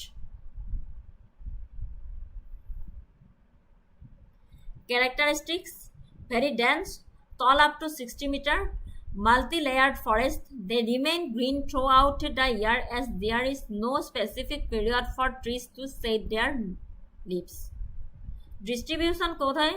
Western Ghats, Maharashtra, Karnataka, Kerala, Andaman and Nicobar Islands, and the northeastern region Assam, Arunachal Pradesh and Nagaland. এইখন tropical evergreen and semi evergreen forest আমাৰ অসমো পৰে, যাক কোৱা হয় গ্ৰীষ্মমণ্ডলীয় চিৰসেউজ আৰু অৰ্ধ চিৰসেউজ অৰণ্য। জলবায়ু কেনেকুৱা হ'ব লাগিব? অধিক বৰষুণ 200 চেণ্টিমিটাৰতকৈ অধিক, উচ্চ উষ্ণতা আৰু আৰ্দ্ৰতা। বৈশিষ্ট্য হৈছে অতি ঘন বহুস্তৰীয় গছ-গছনি আৰু গছবোৰে একেলগে পাত ঢালি নিদিয়ে, সেয়েহে ই চিৰসেউজ হৈ থাকে। উচ্চ জৈৱ বৈচিত্ৰ্য, পিকচাৰটোত দেখিছে। বিস্তৃতি হৈছে পশ্চিম ঘাট, আন্দামান নিকোবৰ দ্বীপপুঞ্জ আৰু উত্তৰ পূব অঞ্চল। মূল প্ৰজাতি হৈছে মেহগনি, গোলাপ কাঠ, আবলুচ, ৰবৰ। এইকেইটাৰ ওপৰত কুৱেশ্যন আহে। মূল প্ৰজাতি হৈছে মেহগনি, গোলাপ কাঠ আৰু আবলুচ, ৰবৰ।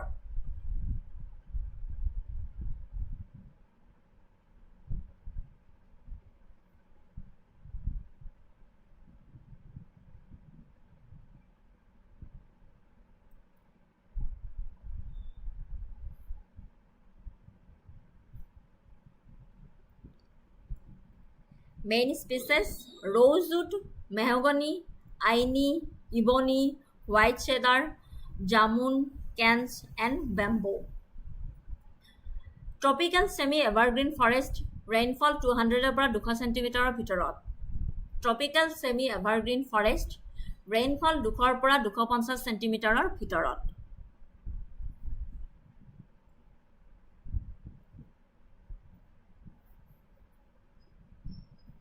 গ্ৰীষ্মমণ্ডলীয় পৰ্ণপাতী অৰণ্য বুলি কোৱা হয়। জলবায়ু মধ্যমীয়াৰ পৰা অধিক বৰষুণ, 200 পৰা 250 চেণ্টিমিটাৰৰ ভিতৰত। এটা সুকীয়া খৰালি বতৰ হওক। বৈশিষ্ট্য হৈছে খৰালি কালত সাধাৰণতে 6-8 সপ্তাহ গছৰ পাত সম্পূৰ্ণৰূপে ছিঙি যায়, সেইটো আমি সকলোৱে দেখা পাওঁ। ভাৰতবৰ্ষৰ আটাইতকৈ ব্যাপক আৰু ব্যৱসায়িকভাৱে গুৰুত্বপূৰ্ণ অৰণ্য হৈছে গ্ৰীষ্মমণ্ডলীয় পৰ্ণপাতী অৰণ্য, মচুন বন।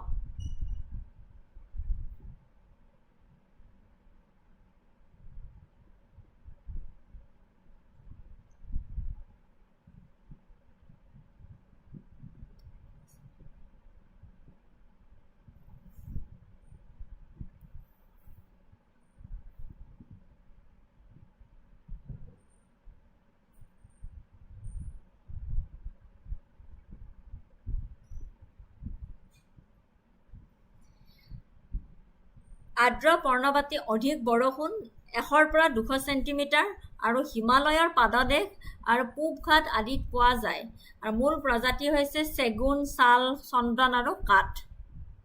গ্ৰীষ্মমণ্ডলীয় পৰ্ণপাতী অৰণ্য, যাক মনচুন বন বুলি কোৱা হয়, তাৰে জলবায়ু হৈছে মধ্যমীয়াৰ পৰা অধিক বৰষুণ আৰু বৈশিষ্ট্য হৈছে খৰালি কালত সাধাৰণতে 6 পৰা 8 সপ্তাহ গছৰ পাত সম্পূৰ্ণৰূপে ছিঙি যায় আৰু সেইটোৱে ভাৰতৰ আটাইতকৈ ব্যাপক আৰু ব্যৱসায়িকভাৱে গুৰুত্বপূৰ্ণ অৰণ্য।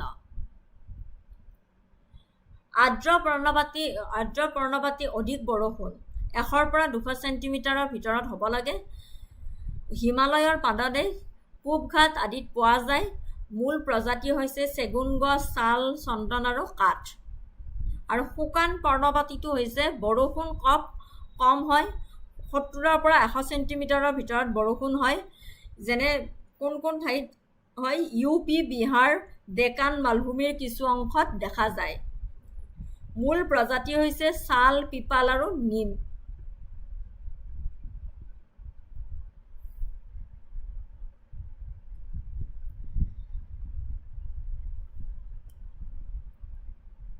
ট্ৰপিকেল ডিচিডিয়াছ ফৰেষ্ট, মনচুন ফৰেষ্ট যাক কোৱা হয়।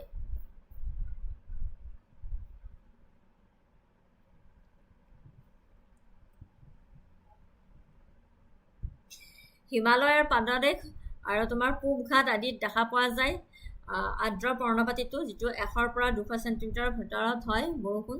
চেগুন, শাল, চন্দন, কাঠ।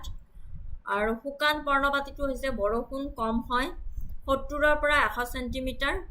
UP, বিহাৰ আৰু ডেকান মালভূমিৰ কিছু অংশত দেখা পোৱা যায়। মূল প্ৰজাতি হৈছে শাল গছ, পিপাল আৰু নিম গছ।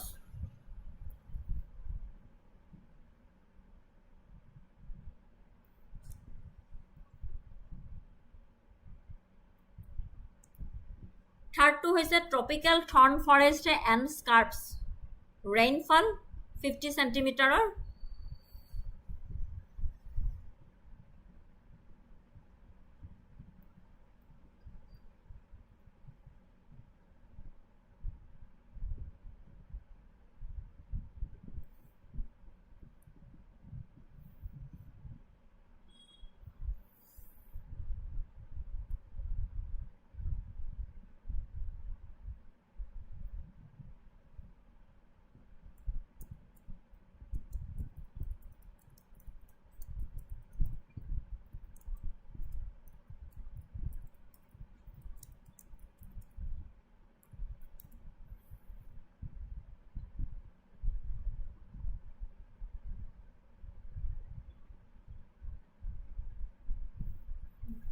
Tropical thorn forest and scrubs rainfall 50 চেণ্টিমিটাৰতকৈ কম হ'ব লাগে।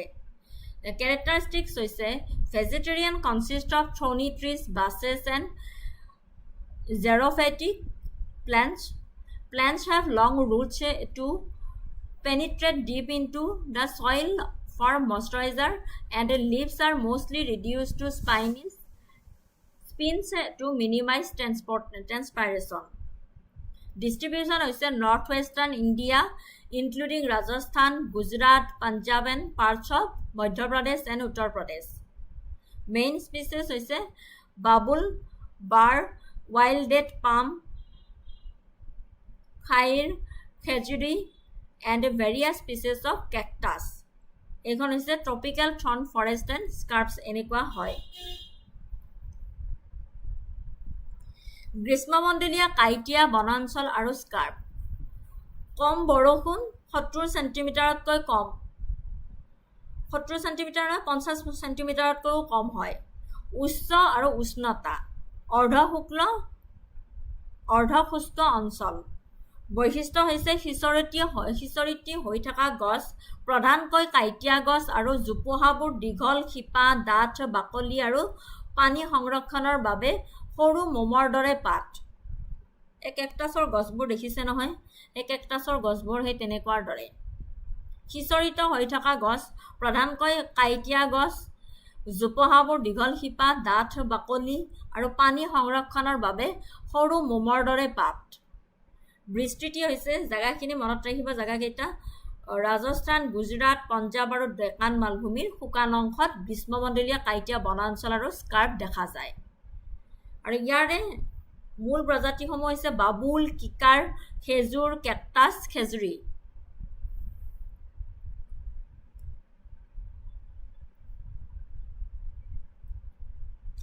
মণ্টেনে ফৰেষ্ট, মাউণ্টেইন ফৰেষ্ট বুলি কোৱা হয়।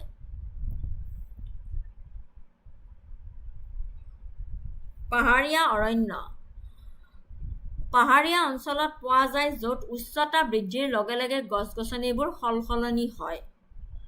উষ্ণতা হ্ৰাস, উচ্চতা বৃদ্ধিৰ লগে লগে গছ-গছনিবোৰ সালসলনি হয় আৰু উষ্ণতাটো কমি আহে।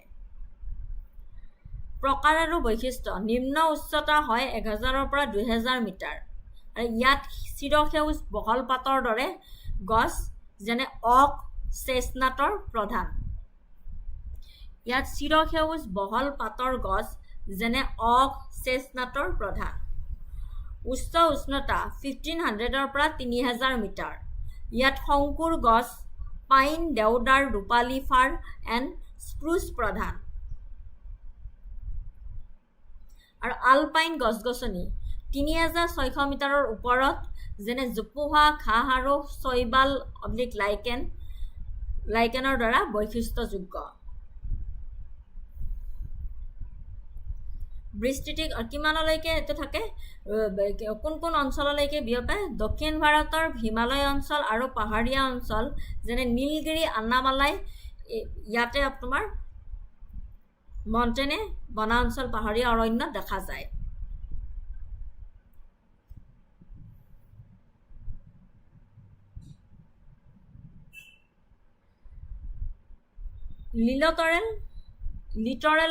littoral and swamp forest, tidal or mangrove forest. These forests are found in wet, marshy areas, river deltas and tidal coast.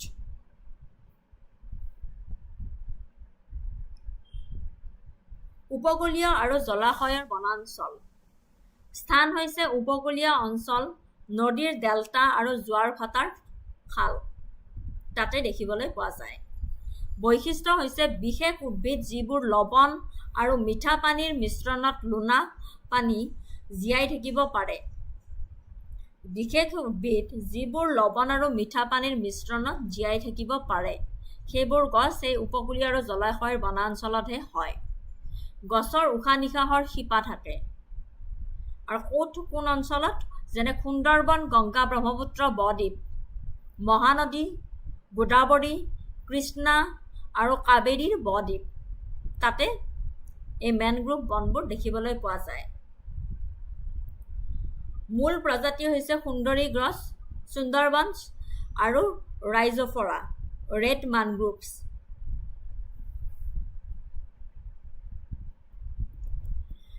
Main species, mangrove species like Sundari and Rhizophora.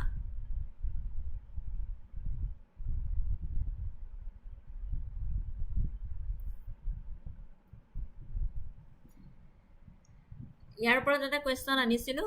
The most dominant and commercially valuable tree species in India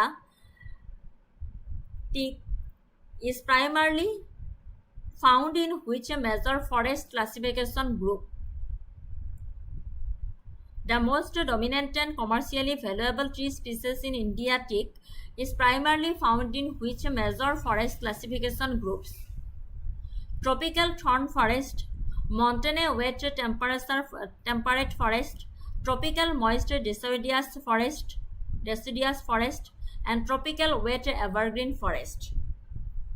So correct answer to whole option C, tropical moist deciduous forest.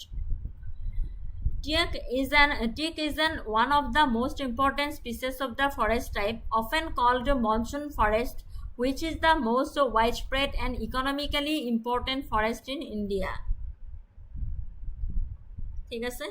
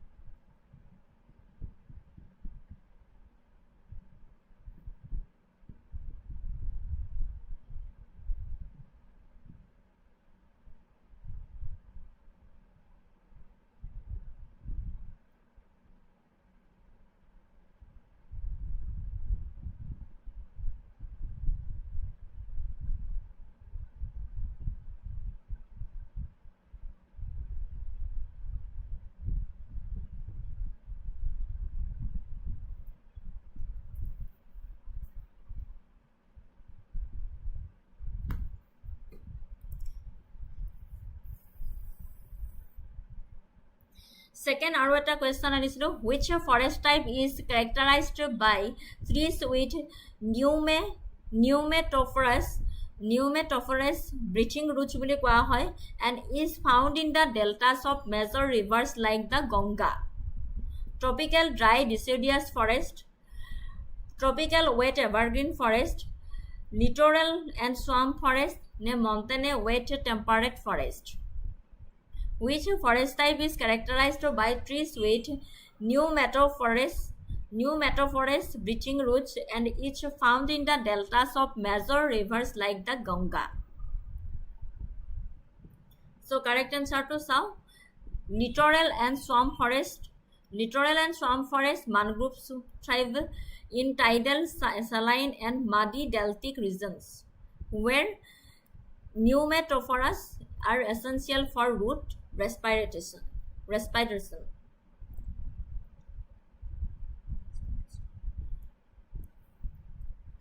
Next ahile forest and wildlife related acts, policies and missions.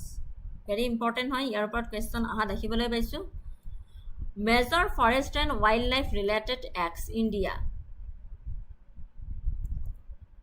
The Wildlife Protection Act 1972. This is India's most significant legislation for wildlife protection. Objective is to provide a legal framework for the protection of various species of wild animals and plants, management of their habitats, and regulation of trade in wild animals and their products. K provision আছে prohibition of hunting, establishment of protected areas, schedules and statutory bodies.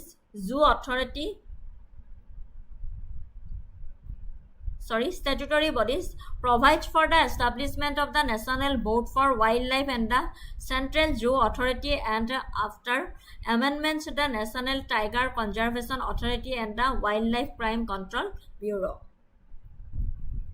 Regulation of trade.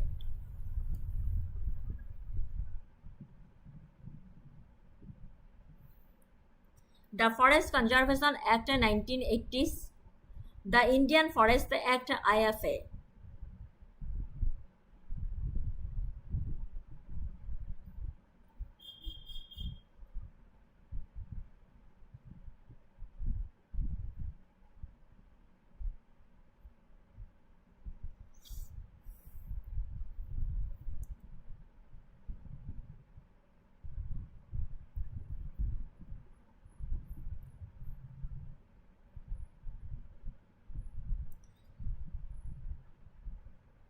ভাৰতীয় বন আইন 1927 মূল বনাঞ্চলৰ সৈতে জড়িত আইনসমূহ একত্ৰিত কৰা, বনজ উৎপাদনৰ ট্ৰেনজিট আৰু অঞ্চলসমূহক সংৰক্ষিত বা গাঁও বন হিচাপে ঘোষণা কৰাৰ পদ্ধতি সংজ্ঞায়িত কৰা। ই প্ৰথমে ঔপনিৱেশিক আইন আছিল আৰু ইয়াৰ ঠাইত নতুন বিধায়ক প্ৰস্তাৱ কৰা হৈছে। Indian Forest Act 1927, primarily aimed at consolidating laws related to forest, the transit of forest produce and defining procedures for declaring areas as reserved, protected and village forest. It was originally colonial legislation and a new bill is proposed to replace it.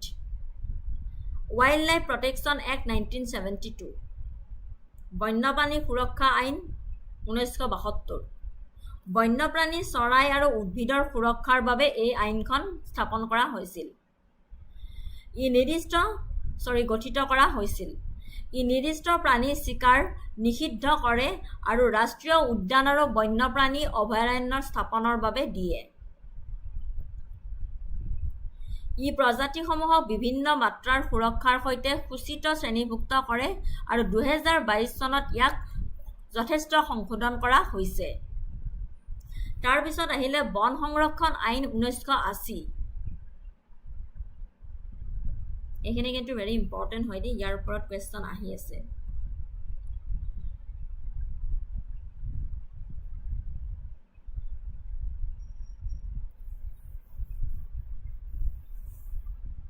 বন সংৰক্ষণ আইন 1980 অবাঞ্চলৰ অবনাঞ্চলৰ উদ্দেশ্যৰ বাবে বনভূমি ডাইভাৰচনৰ সৈতে জড়িত। সংৰক্ষিত বনাঞ্চলসমূহ সংৰক্ষিত কৰাৰ বাবে কেন্দ্ৰীয় চৰকাৰৰ অনুমোদনৰ প্ৰয়োজন হয় বা বনাঞ্চল ধ্বংস নিয়ন্ত্ৰণ কৰাৰ লক্ষ্যৰে অবনভূমি অবন্য কাৰ্যকলাপৰ বাবে ব্যৱহাৰৰ প্ৰয়োজন। বুজি পাইছে? বন সংৰক্ষণ আইন 1980 অবনাঞ্চলৰ উদ্দেশ্যৰ বাবে বনভূমি ডাইভাৰচনৰ সৈতে জড়িত।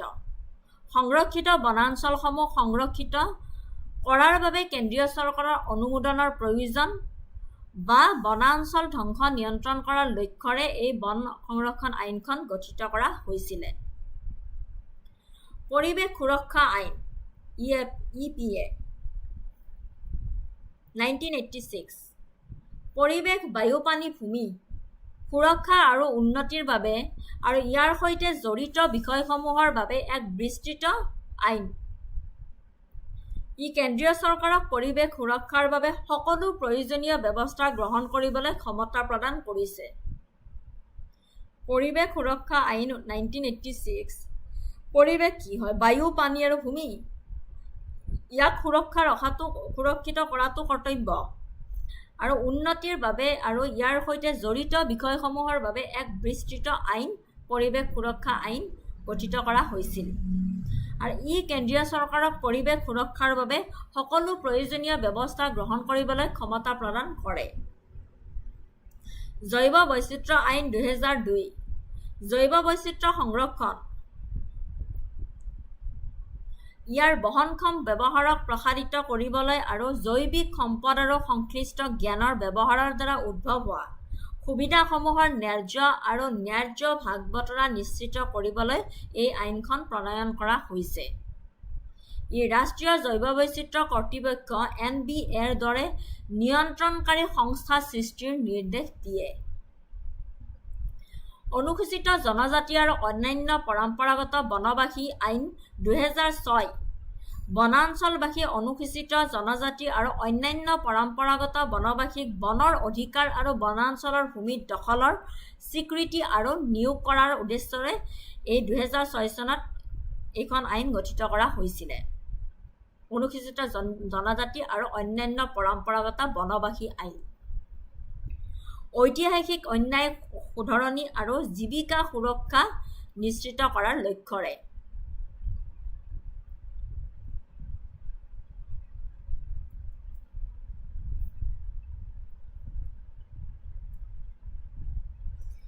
Forest and Wildlife Policies and Missions National Forest Policy 1988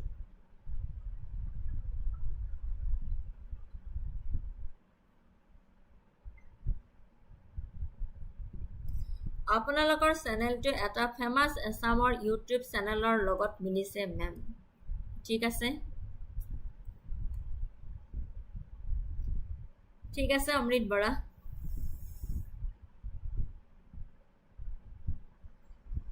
national forest policy 1988 ইয়াৰ অবজেক্টিভছ এণ্ড ফকাছ হৈছে পৰিৱেশৰ স্থিৰতা আৰু পৰিৱেশ ভাৰসাম্য ৰক্ষা কৰা।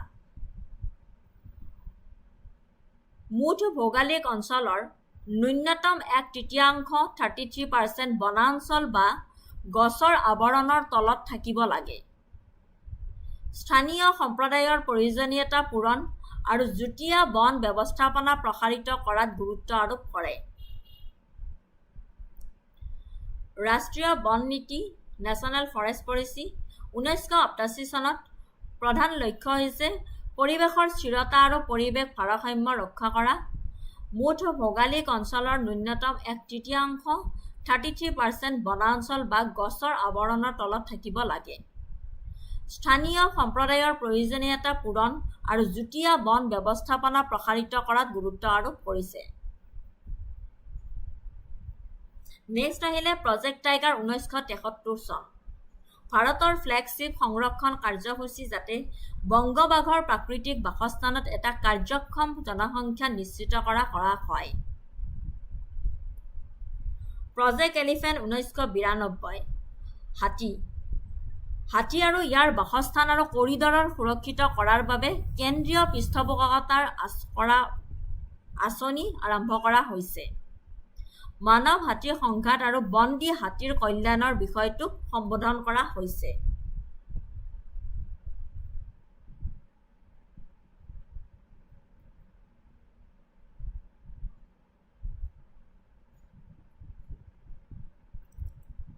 Flagship Wildlife Conservation Mission and Project, Project Tiger, Project Elephant, Project Snow Leopard 2009, Project Lion, Asiatic Lion Conservation Project 2018.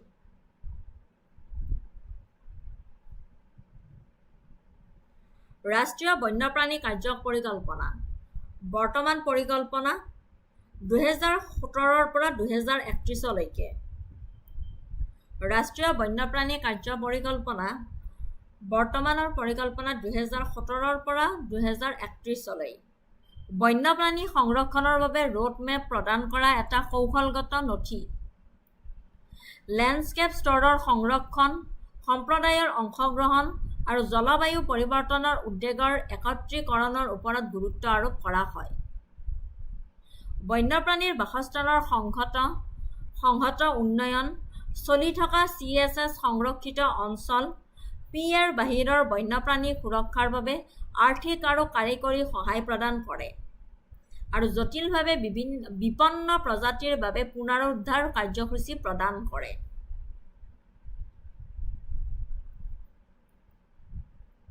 Project dolphin project launch কৰিছিল 1920 চনত আৰু protection and conservation of the Gangetic river dolphin and its aquatic habitat, anti-poaching, reduction of fishing, enlargement and community involvement.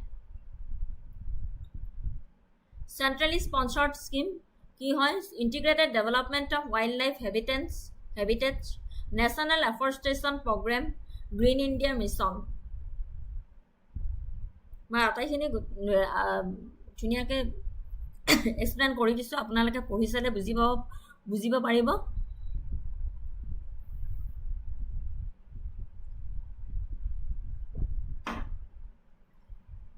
Question এটা আনিলো, এটো অলপ statement বেষ্টৰে আনিলো। Consider the following statements regarding the legal framework for forest and wildlife conservation in India. The Forest Conservation Act 1980 mandates the prior approval of the central government for the diversion of forest, land and non-forest purposes, but doesn't apply to projects like the construction of public roads or small-scale roadside amenities. The Wildlife Protection Act 1972 places the entire country's forest and wildlife under the Union list of the Constitution, thereby enabling the Parliament to legislate uniformly. Third statement of the Forest Right Act 2006 grants the right to access, use or dispose the minor forest produce to the recognized forest dwelling communities. Which of the statements given above is are correct? Consider the following statements regarding the framework for forest and wildlife conservation in India. So correct answer option B, second statement to hai shuddha hoy. Eta one statement, three statement kihor karone wrong hoy moi explain kori disu, apnaloke পঢ়ি চালে বুজি পাব। আৰু এটা question আনিছিলো, with reference to conservation project and policies in India, consider the following statements. Statement 1 of Kudise, Project Tiger was launched in 1973 based on the core buffer strategy, where the core areas are meant to be kept free of all human activities, including regulated tourism. The primary goal of the National Forest Policy 1988 is to achieve and maintain a minimum of 33% of the country's total geographical area under forest and tree cover.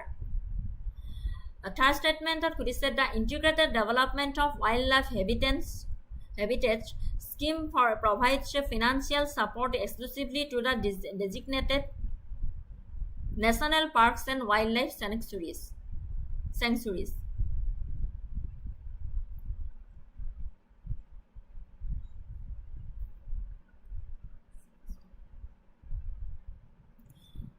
wildlife sanctuaries. Which of the statements given above is oblique are correct? So পলম নকৰি শুদ্ধ উত্তৰটি চাওঁ option D third ষ্টেটমেণ্টটো শুদ্ধ হয় স্টেটমেণ্ট 1 and 3 টো incorrect হয় কিহৰ কাৰণে ইনকাৰেক্ট হয় আৰু স্টেটমেণ্ট 2 টো কিহৰ কাৰণে কাৰেক্ট হয় এক্সপ্লেইন কৰি দিছো পঢ়ি চাব বুজি পাব এতিয়া আহিলো wildlife projects important হয় wildlife projects also known as wildlife conservation projects are organized initiatives with the primary goal of the protecting, preserving and restoring wild animal species, their habitats and the ecosystems they inhabit. They are essentially for maintaining global biodiversity and the health of the planet's natural system.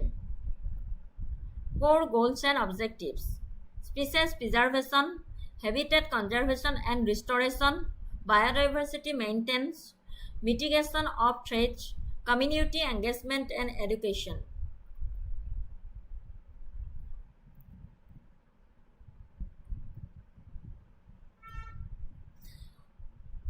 বন্যপ্ৰাণী প্ৰকল্প যাক বন্যপ্ৰাণী সংৰক্ষণ প্ৰকল্প বুলিও কোৱা হয় বন্যপ্ৰাণীৰ প্ৰজাতি ইহঁতৰ বাসস্থান আৰু ইহঁতে বাস কৰা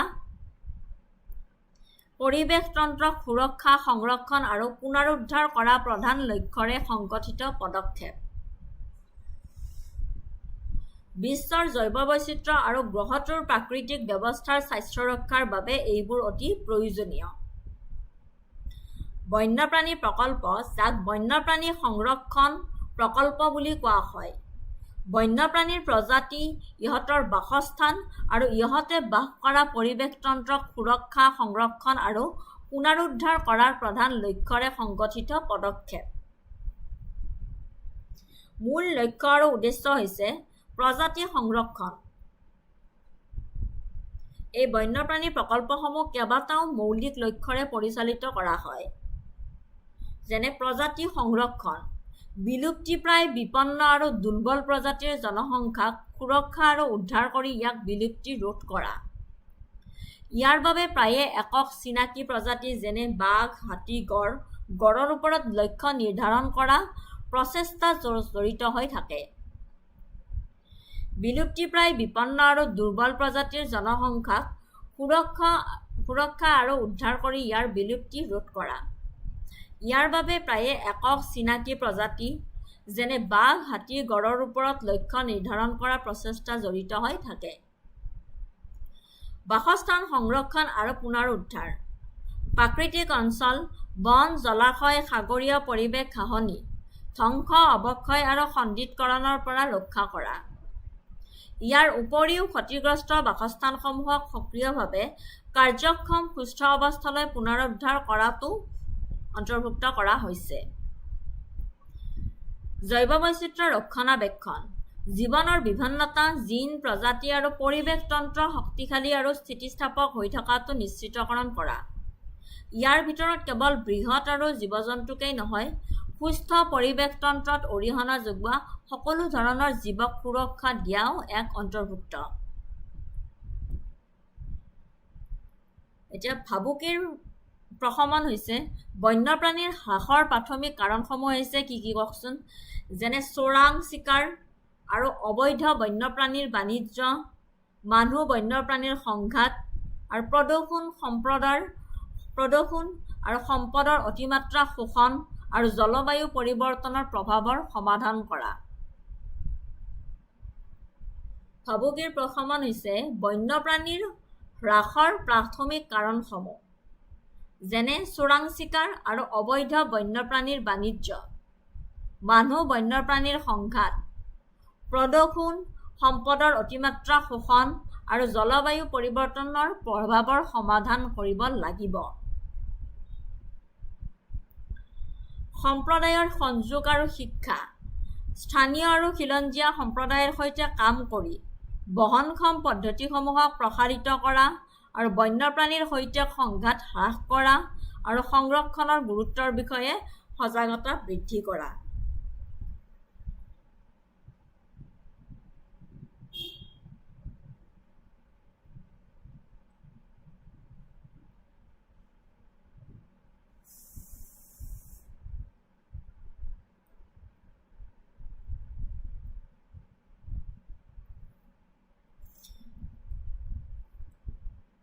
মূল কাৰ্যকলাপ আৰু পদ্ধতি সফল বন্যপ্ৰাণী প্ৰকল্পসমূহক বহু বিষয়ক আৰু ইয়াত বিভিন্ন কাৰ্যসূচী জড়িত হৈ থাকে, যেনে বৈজ্ঞানিক গৱেষণা আৰু নিৰীক্ষণ, প্ৰজাতিৰ প্ৰয়োজন, গতিবিধিৰ ধৰণ আৰু জনসংখ্যাৰ স্বাস্থ্য বুজিবলৈ GPS ট্ৰেকিং, কেমেৰা ফাণ্ড, DNA বিশ্লেষণ, আকাশী জৰীপ আৰু দীৰ্ঘম্যাদী জনসংখ্যা অধ্যয়নৰ দৰে সঁজুলিবোৰ ব্যৱহাৰ কৰিব লাগিব। আৰু আইন প্ৰয়োগকাৰী সংস্থা, বনৰক্ষী আৰু ৰেঞ্জাৰক প্ৰশিক্ষণ আৰু সজ্জিত কৰা, সংৰক্ষিত অঞ্চলত টহল দিয়া, চোৰাং চিকাৰী আৰু বন্যপ্ৰাণী সৰবৰাহকাৰীৰ বিৰুদ্ধে গোচৰ চলোৱা আৰু অবৈধ নেটৱৰ্কত চোৰাংচোৱা তথ্য সংগ্ৰহ কৰা।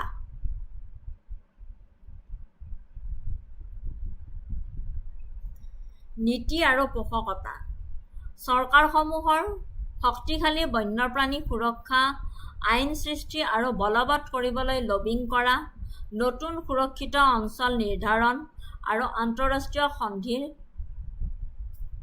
ৰূপায়ণ কৰা। বাসস্থান ব্যৱস্থাপনা, নিয়ন্ত্ৰিত জ্বলন, আক্ৰমণাত্মক প্ৰজাতি আঁতৰোৱা, পানীৰ উৎস পৰিচালনা কৰা, হাতী কৰিডৰ সৃষ্টি বা পুনৰুদ্ধাৰ কৰা আৰু থলুৱা উদ্ভিদৰ সৈতে পুনৰ বনানীকৰণ আদি কাৰ্যকলাপ।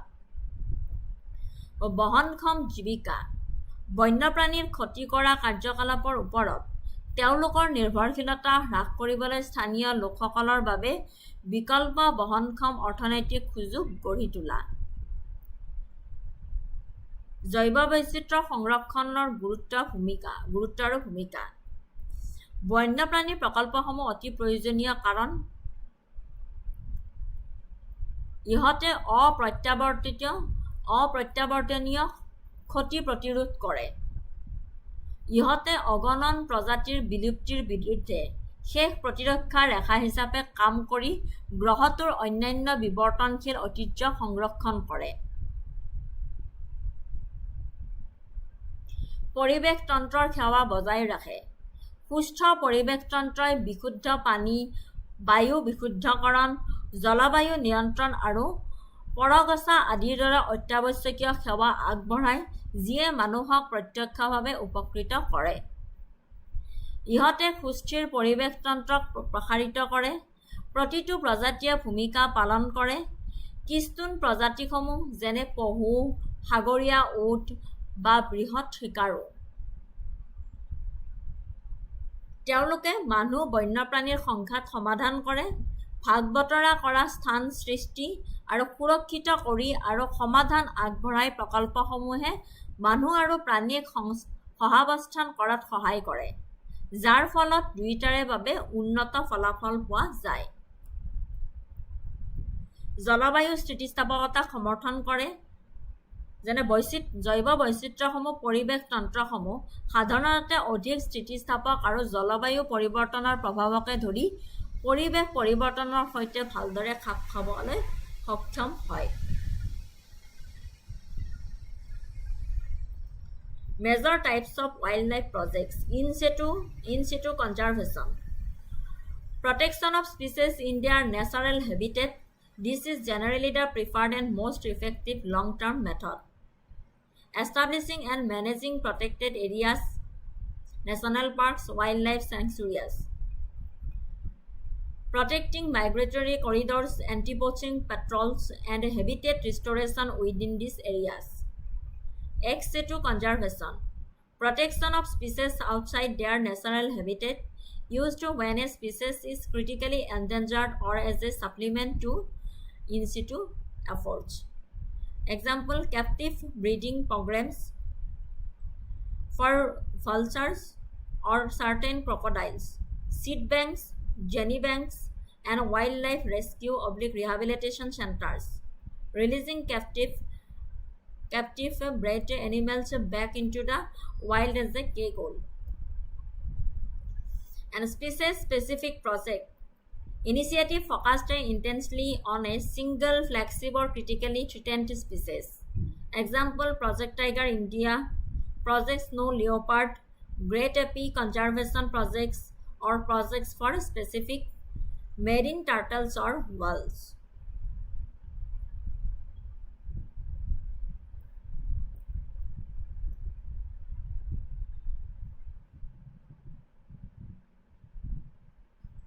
Habitat-specific ecosystem projects, initiative aimed at conserving or restoring an entire critical ecosystems which benefits all species within it. Example is the Amazon rainforest conservation, coral reef restoration project, mangrove restoration, or securing a fast connected landscape like the Serengeti, Serengeti, Serengeti Mara ecosystem. Street mitigation projects, initiatives specifically designed to counter a major immediate threat.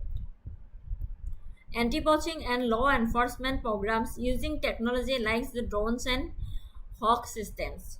Human-wildlife conflict mitigation, electric fencing alert systems, and efforts to disrupt illegal wildlife trade. Working with customs and online platforms. Reintroduction projects, moving species into a part of its historic range from which it had become extinct. Reintroduction of cheetahs in India or the re-establishment of beaver colonies in parts of Europe.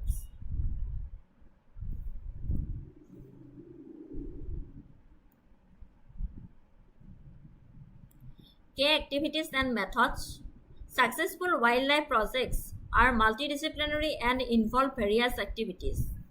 Scientific research and monitoring, law enforcement, policy and advocacy, habitat management, sustainable livelihoods, education and outreach. Importance and role in biodiversity conservation. They prevent irreversible loss, they maintain ecosystem services, they promote stable ecosystems, they resolve human-wildlife conflict, they support climate resilience.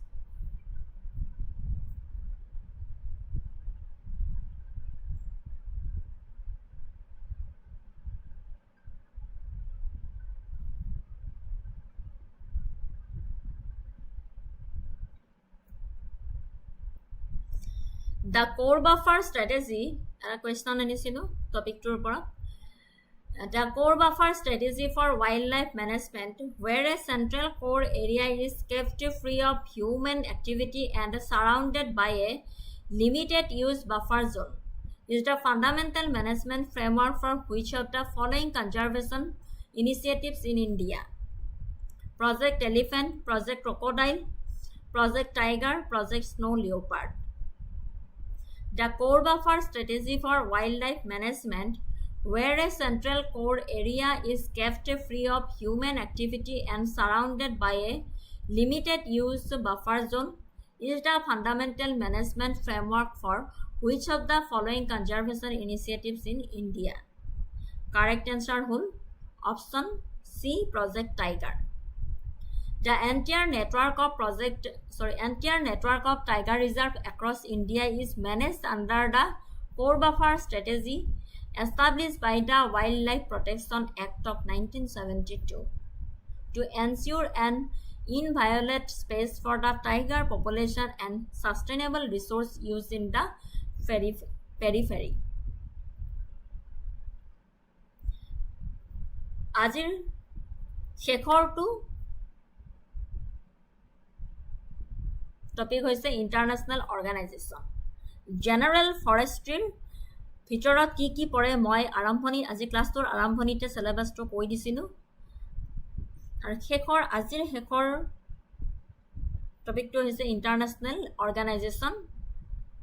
International organization focused on forest and vital for addressing global challenges like deforestation, climate change, biodiversity loss, and ensuring the sustainable management of forest resources.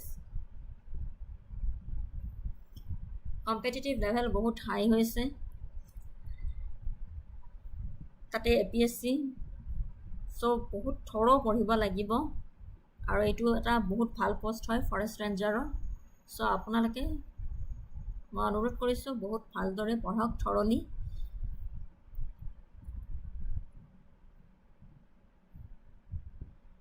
This organization fall broadly into intergovernmental bodies research institute and non-governmental organization or certification scheme. Intergovernmental organization, United Nations Forum on Forest, UNFF. The UNFF is a high-level intergovernmental policy forum that seeks to promote the management, conservation, and sustainable development of all types of forest. Yare role to hoise, it facilitates the implementation of the United Nations Strategic Plan for Forest 2017 to 2030 and its 6 global forest goals.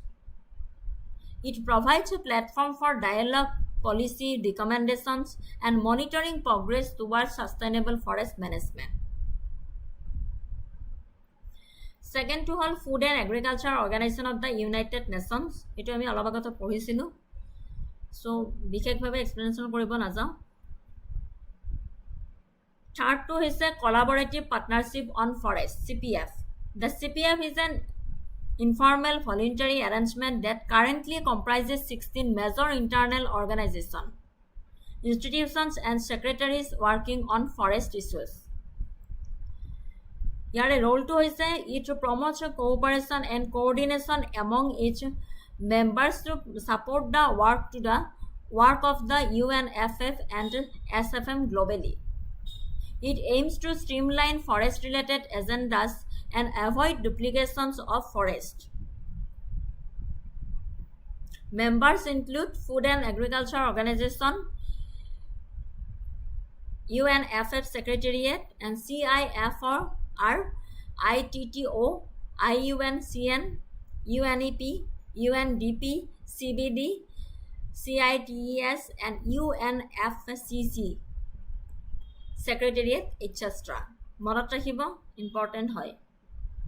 International Tropical Timber Organization. It is an intergovernmental organization promoting the conservation and sustainable management, use and trade of tropical forest resources. Yare role hoise, it provides a framework for consultation and cooperation between the timber producing and timber consuming countries. It funds projects and develops international policies on sustainable tropical forestry and the legal trade of tropical timber.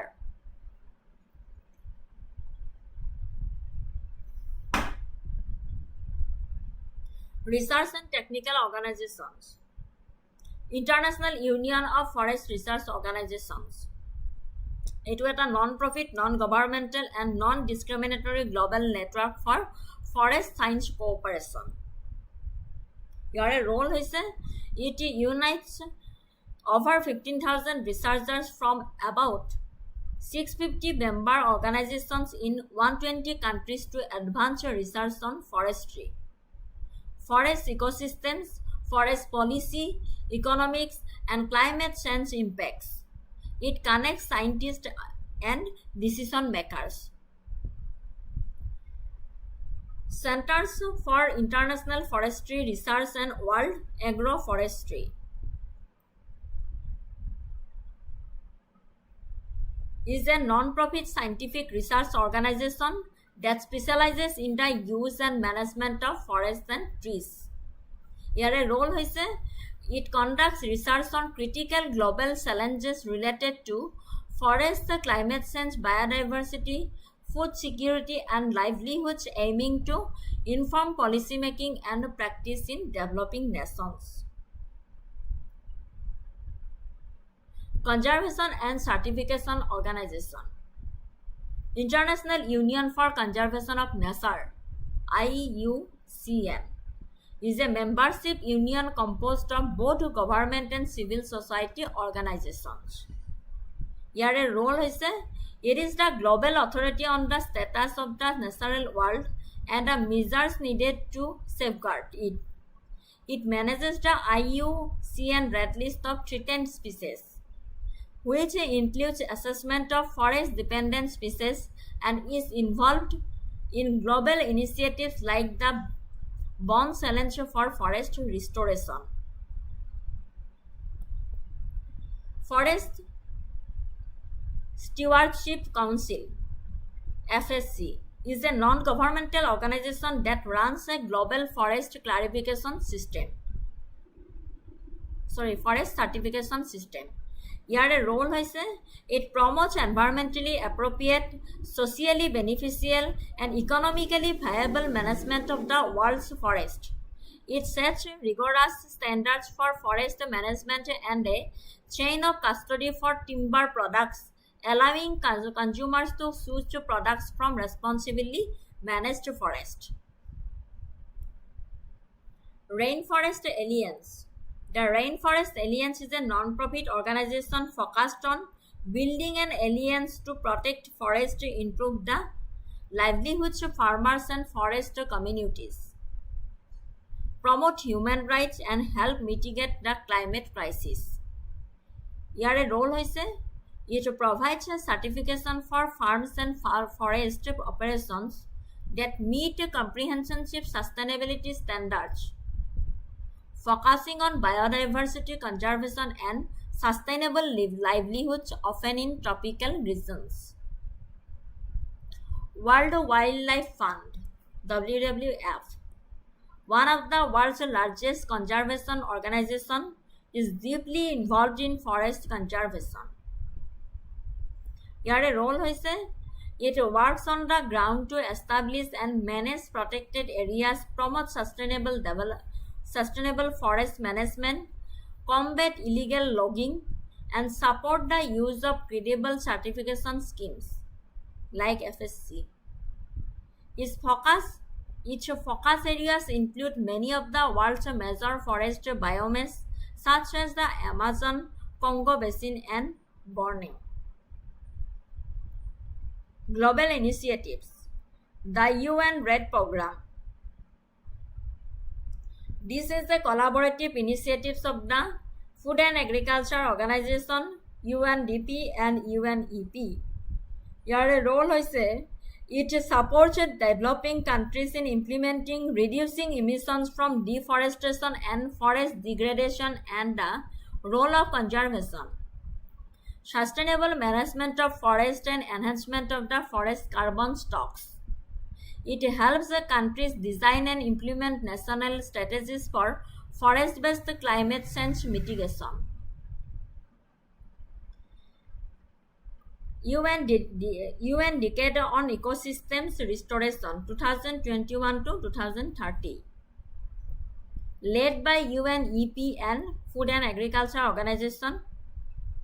This global call to action aims to prevent, halt, reverse the degradation of ecosystems worldwide, including forest. Here a role is it encourages global efforts for large-scale forest and landscape restoration, which is critical for meeting climate and biodiversity goals. ঠিক আছে?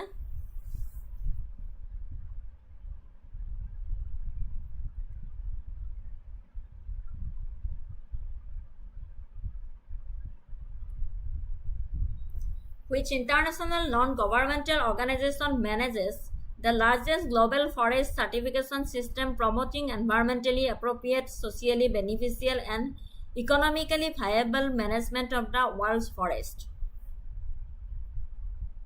Forest Stewardship Council, International Union Forest Research Organizations, International Tropical Timber Organization, the United Nations Forum on Forest. Correct answer to all Forest Stewardship Council FSC. FSC কি হয়? Non-governmental body responsible for setting the standards and running the largest international forest certification and labeling system.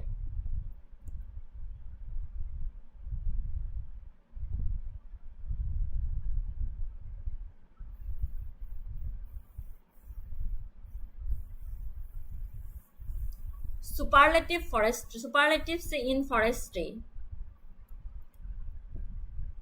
The term superlatives in forestry refers to the record-breaking characteristics of individual trees or forest ecosystems, representing the extreme measurements or qualities within the natural world of trees.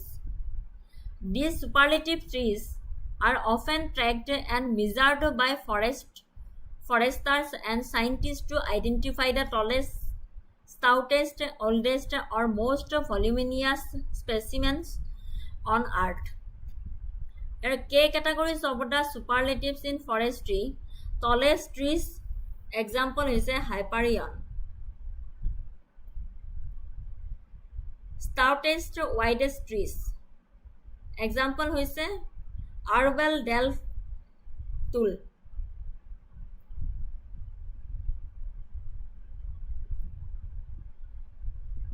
Third number is the largest trees, example is a General Sherman.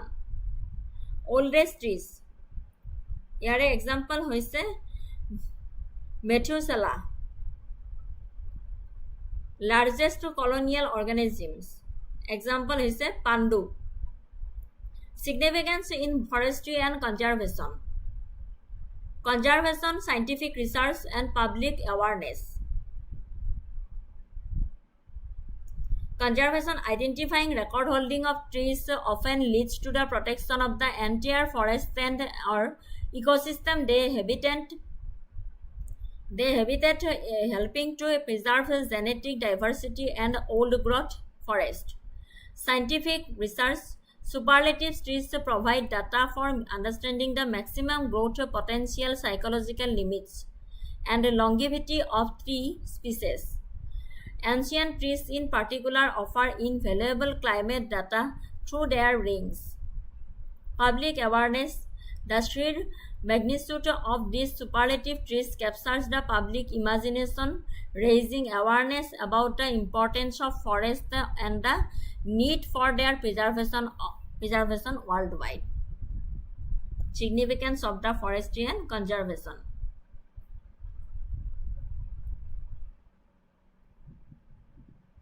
Which of the following trees currently holds the world record for the largest known living single stem tree by total wood volume? Hyperion, Methuselah, ne General Sherman, ne Manera. Which of the following trees currently holds the world record for the largest known living single stem tree by total wood volume? Correct answer to hoise option C, General Sherman. General Sherman, a giant sequoia, holds the record for the greatest volume of wood, making it the largest non-colonial tree on Earth. ঠিক আছে?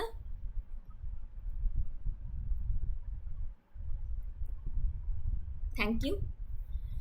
আজিলৈ general ফৰেষ্ট্ৰিৰ cover কৰিলোঁ। গোটেইখিনি general ফৰেষ্ট্ৰিৰ ভিতৰত যিমানখিনি পৰে মই সেই জেনাৰেল ফৰেষ্ট্ৰি চেপ্টাৰটো শেষ কৰি দিলোঁ। আপোনালোকে ভালদৰে চাব পঢ়ি। এণ্ড থেংক ইউ ছ' মাছ। আজিৰ ক্লাছটো জনে জনে ইমান সময়ৰ পৰা চালে তেওঁলোকলৈ অশেষ ধন্যবাদ জ্ঞাপন কৰিছোঁ। লগতে আৰু ক'ব বিচাৰিছোঁ যে এই ক্লাছটো লোৱাতে হয়তো মোৰ বহুখিনি ভুল হ'ব পাৰে, স্পেলিং মিষ্টেক হ'ব পাৰে, প্ৰনাউন্সিয়েশ্যন মিষ্টেক হ'ব পাৰে। তাৰ বাবে মই ক্ষমা খুজিছোঁ আপোনালোকৰ ওচৰত। কিবা ভুল হ'লে প্লিজ আপোনালোকে দেখুৱাই দিব।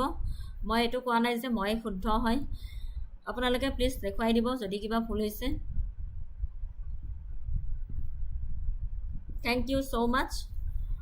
পুনৰ নতুন ক্লাছ এটিত লগ পোৱাৰ আশাৰে আপোনালোকৰ পৰা বিদায় মাগিছোঁ।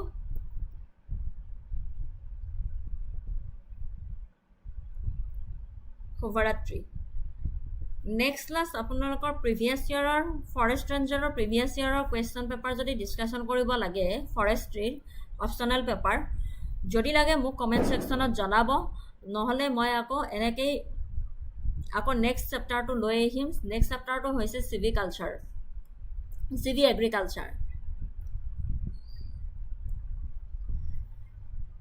এগ্ৰিকালচাৰ। নেক্সট চেপ্টাৰটো হয়। যদি আপোনালোকক ফৰেষ্ট ৰেঞ্জাৰৰ প্ৰিভিয়াছ ইয়াৰৰ কুৱেশ্যন পেপাৰ ডিছকাশ্যন কৰিব লাগে মোক কমেণ্ট ছেকশ্যনত জনাব, আৰু নহ'লে মই নেক্সট চেপ্টাৰ লৈ আহিম। ঠিক আছে, থেংক ইউ। আজিলৈ আপোনালোকে ভালদৰে পঢ়ি থাকক। শুভৰাত্ৰি।